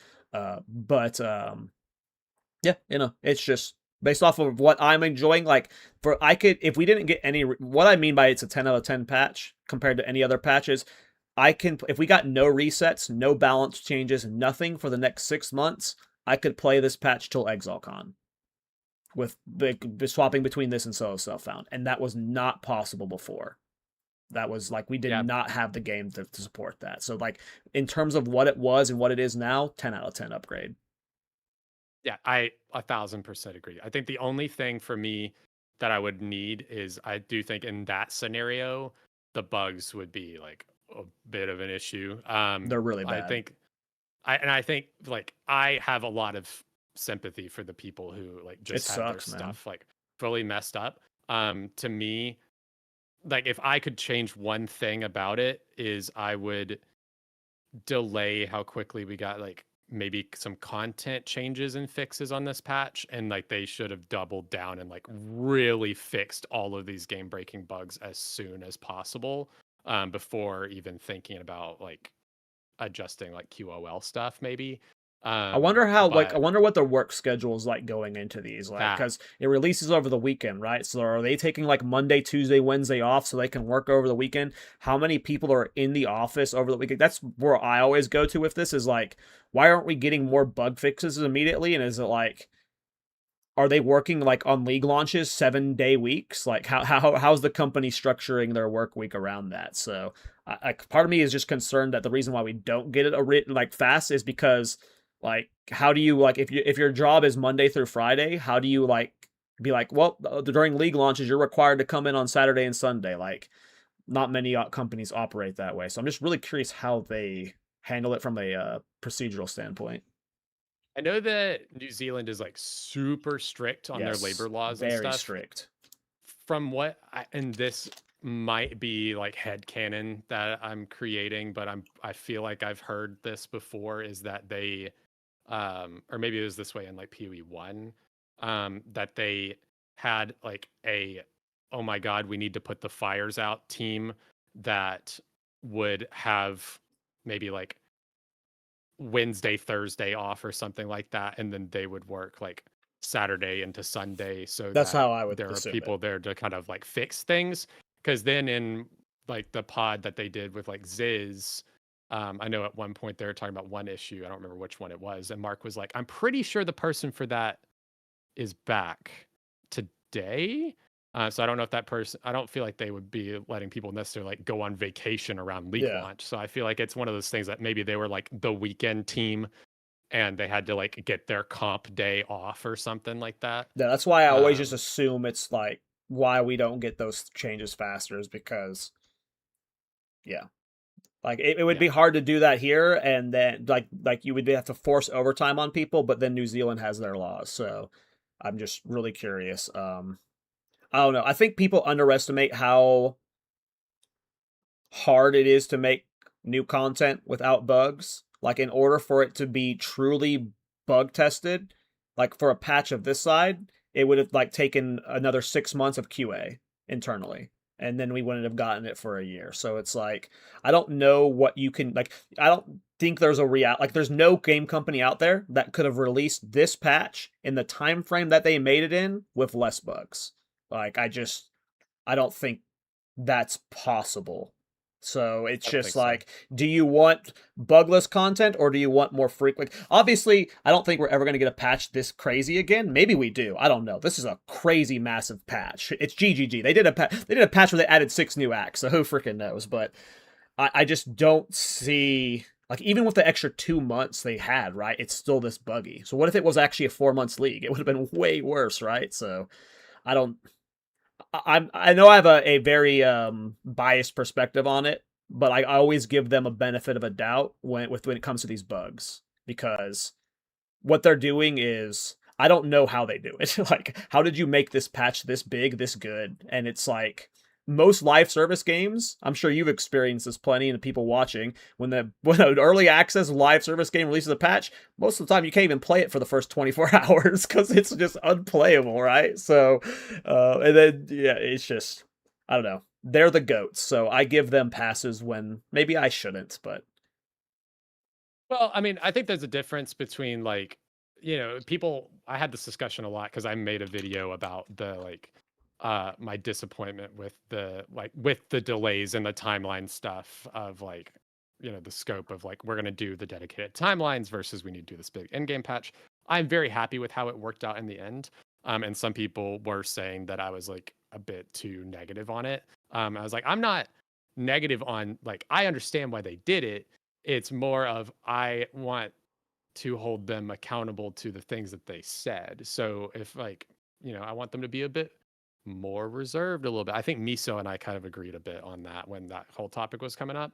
That I think y'all talked about on your pod too. we've had talks But about it many times. It's I mean, yeah, it's both sides make sense. Like I yeah, get both sides of it. It's tough, so yeah, and that's where like, but I have empathy for them because like you said with other live service games, even full release games. I mean, when Vessel of Hatred for Diablo 4 came out, it was supposed to come out that night at like I don't know, like 10 p.m. my time, but this was before PoE 2. And I wanted to play it, and I just like kept setting alarms to like check on it, and the game didn't become live for like 7 hours after it was supposed to launch because it was so broken. Crimson Desert still So gets bug fixes. It's been out for like 2 to 3 yeah, months. Like, yeah, and then you have stuff like I was a big like Destiny player before diving into PoE 2. Like I have a Destiny 2 tattoo on my forearm. hell Like I'm yeah. really into it. But Bungie, they one thing that they did say was like we have so many QA testers and they put in hours and hours and hours, like that's all they do. And in the first like I think 30 minutes of a release of an expansion or something like that, the players put in more time than all of their like dev testers over the past like 2 years. Yeah, So like you are going to find stuff that we couldn't find. exactly. And I That's why think they did like this, though. we are the beta testers. And that's to me, it's totally fine. It feels a lot better now that they're treating the game a bit more like an early access where we're not just like complaining about the same bugs for 4 months waiting for a patch. Like we're like complaining about it and they're like, all right, next week we got you. So like that feels a lot better. Yeah.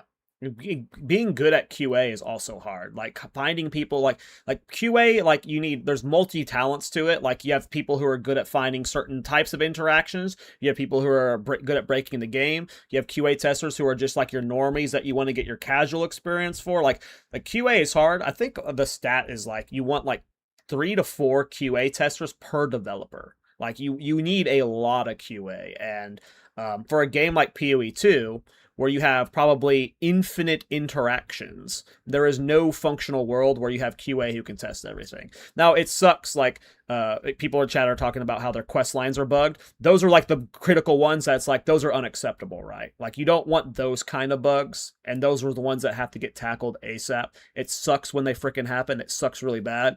Um, but it's just like I would imagine they would need like another 500 to 1,000 QA to be able to like sufficiently like catch a majority of the game breaking bugs. But even then, like you have people who think of stuff that like there's just stuff that like you need the right brain to like think of it, and it just like takes all of these right things to click, and then that thing gets executed on. And when you have this many interactions, you just can't test them all, you know. Yeah. Yeah. It's hard. And I think they're a team of like, I don't know, I think they've expanded a ton, but even then it's still only like 250, 300 people or something like Also, that. keep in mind there's Um, multiple internal dev builds too. So it's like sometimes you're playing on one build that's like a patch ahead, or you're playing on the sword build, and then it's like who knows how different like formulas are and stuff. Though I think GGG confirmed they don't work too far ahead. They're almost always working on one patch at a time. So yeah, I think that they probably have like most of that kind of stuff is probably like, when they're talking about like building ahead, it's more of like making sure the Blender assets work in the game before yeah, like that kind of thing. Less of like, oh, we have 4 different revisions of the game that we're all yeah. working on. Um, Yeah. Yeah, but they're gonna nail it. I trust them. I'm excited to see what mid league stuff happens. But we're sitting at about that 90-minute mark. Just wanted to ask you, how we're doing, and if there was anything else you wanted to touch on before we start Uh, winding down here. um, I think I talked about all my big complaints. Um, yeah, the biggest gripe I have right now is with the mapping. So it's just being able to traverse the atlas better would be a little bit more nice. I don't know. I think they're killing it, man. I think GGG is. They just need to keep taking big swings. I'm okay with swings and a miss. Like sometimes, but I love that. It was specifically an interview with Jonathan Rogers and Chris Wilson, where Chris was talking about how he used to have a more reserved approach to making the leagues, where Jonathan and Mark take big swings, and I freaking love it, man. I love that. Like when we heard the endgame rework was coming before this patch, could you have predicted every single major league mechanic was getting reworked? Like, are you freaking kidding me? This company is the best. Like I have full, like you said it like 3 or 4 times now. I trust them, and yeah, sometimes like some balance is going to be hit or miss, but this is even in early access the greatest game of my life. Like I have never played a game this like I used to be addicted to WoW, addicted to StarCraft. I used to grind those games 8-10 hours a day. Probably more than I play this game because I'm an adult now, but the enjoyment I get out of Path of Exile 2 and the excitement I get around these league starts is something no other company. Like I've been to BlizzCons, I've been to multiple BlizzCons, but the excitement I get around Path of Exile 2 is there's nothing that compares to it. It is the greatest game of all time right now to me, and I have full faith in GGG. I don't know. Please keep cooking it, guys, because I love this game. Absolutely. Please keep cooking. We are having a great time, and I'm looking forward to 1.0 and all the things coming. I'm excited to see all the cool shit that we're going to see at ExileCon. Very excited to get to like meet everybody and hang If you out. have one So, thing you want from ExileCon, like what is the 1.0 release? If you think there's anything you think this game is desperately missing, what is that one thing? For me, I'm a melee main, so it's all the weapons. Like to me, like people like were saying like they don't understand why melee mains are upset no weapons got added. It's because for melee mains, the state of melee is the state of the end game that it used to be. It's just incomplete. So for me, from here, the only thing I really need is just more melee weapons. And then once we have all the melee weapons, I'll be a lot happier. But that's what I look forward to. It doesn't matter which weapons it is, because they just add so many new skills to be used.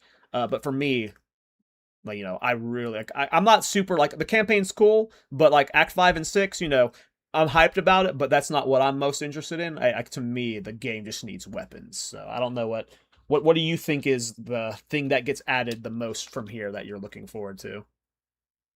I think melee weapons is like the biggest thing for sure. I've spent, probably half of my playtime in PoE2 on like bows or some sort of like caster kind of archetype. But that's not because I don't like melee. I almost exclusively play melee in Yeah. PoE1. But it's because, candidly, GGG, maces are shit. Like they're bad. Like they feel really bad to play. Quarterstaffs are honestly a good melee archetype. It just depends on if it's your, if that's your style or not. I don't like the monk style, so.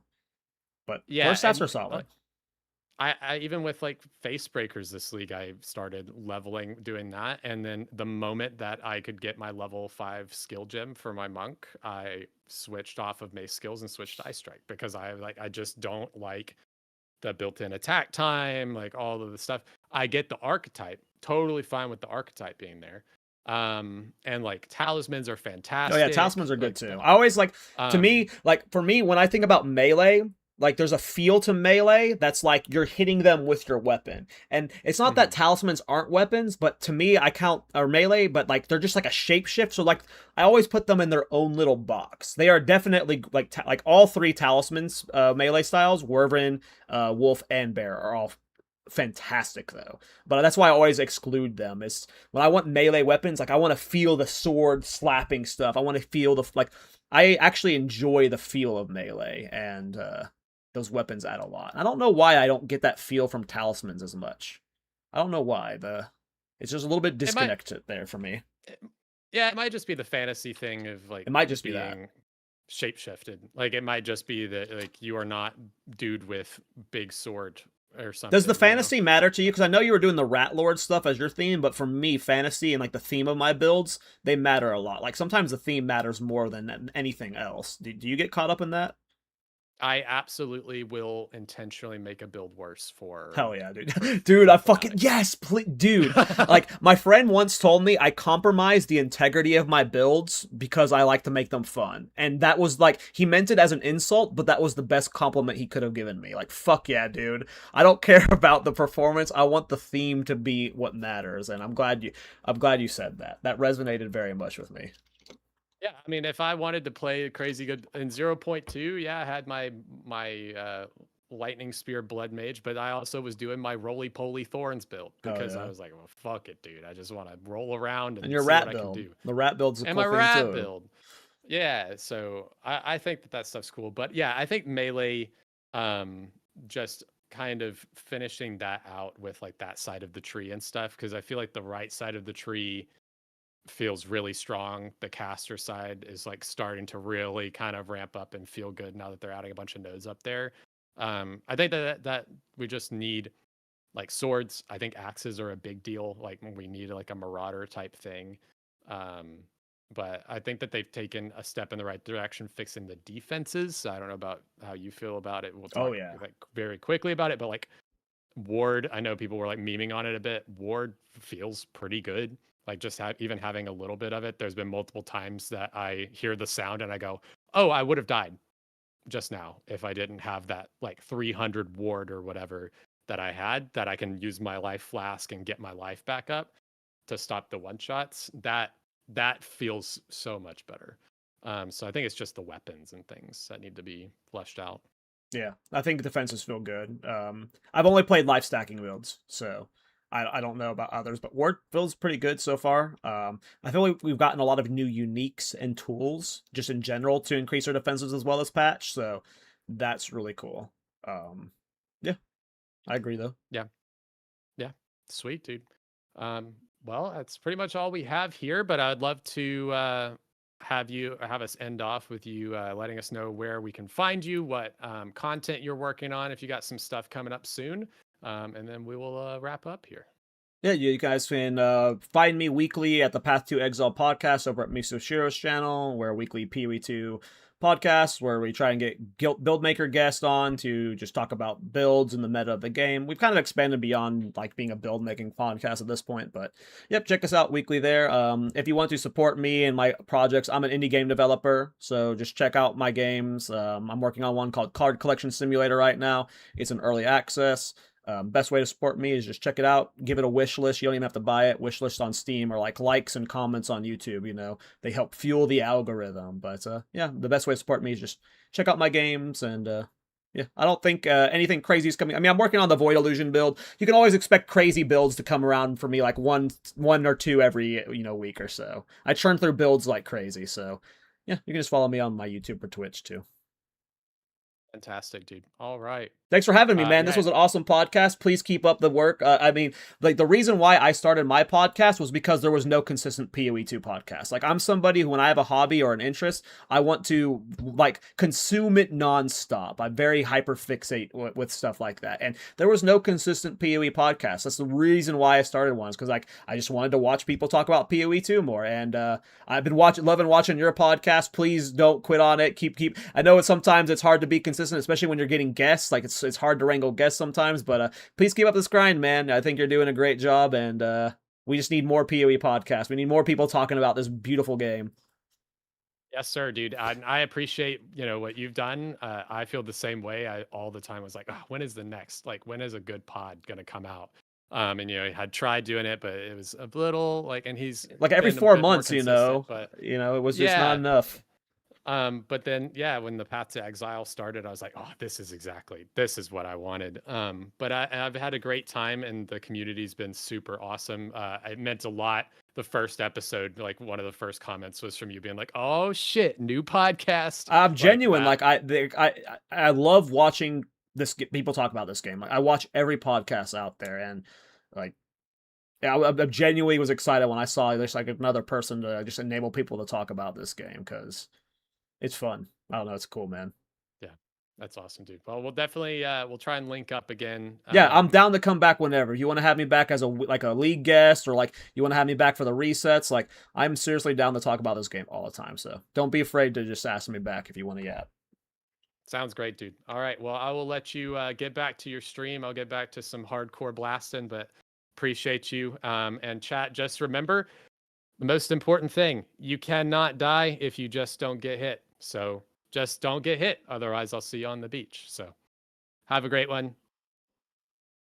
All right, we did the thing, dude. We got the YouTubes done. But yeah, like I said, thanks for coming on. I Yeah, appreciate you yapping with me. yeah. Sorry I cut you off. Sometimes I just get rambly, and it was fun talk. That's I love talking, dude.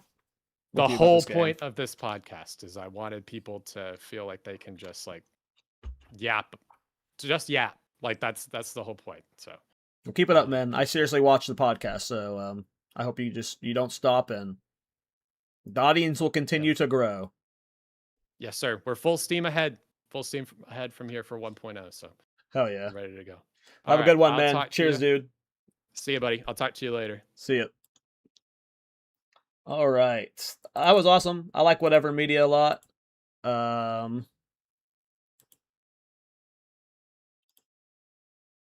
I don't know. I just love podcasts. I love talking about this game. I don't know. I don't know how else to say it. Game's good. What time is it? It is almost 1 o'clock, and I haven't eaten lunch. I do want to stream the build a little bit more. I don't know how to end the collab stream.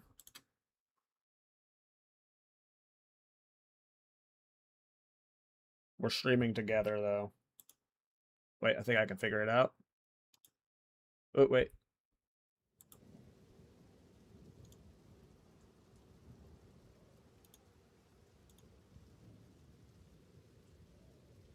I don't know how to turn it off. He'll either turn it off or we'll be streaming together all day. Fun podcast. Thanks for hanging out, everybody. Let me read what Blade said about the build.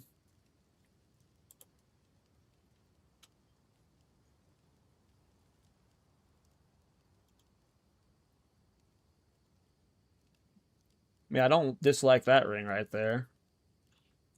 Are you still here, Blade? Hey, thanks, Gator. Hope you're doing well, man. Appreciate the kind words. Yeah, sorry I wasn't responding to messages too much during that podcast. Obviously, I'm having a discussion. Let me get my webcam back.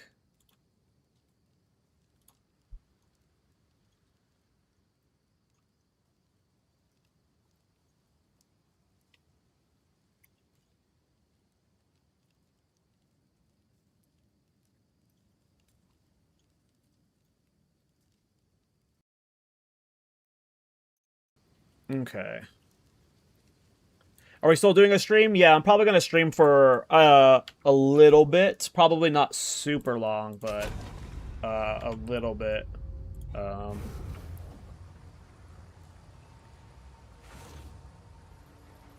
We'll see though. I need to go see if like I have a lunch plan or not. If I have to like go do something for lunch, this might be the end of the stream, and I might stream more later tonight. We'll see. I'm gonna.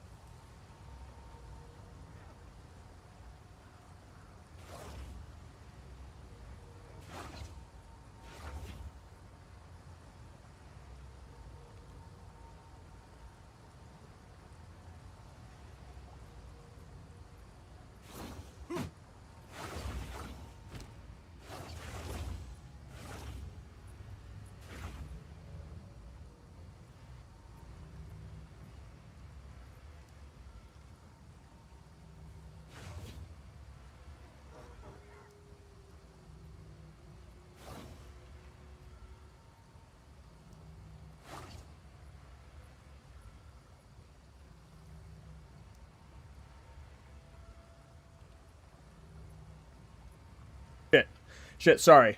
I was muted for all that. I'm gonna end the stream there, guys. I'm gonna go take care of food and do some stuff for the day. I might be live later tonight. You might see a late night stream where I farm for the character. If not, I'll be live tomorrow, though.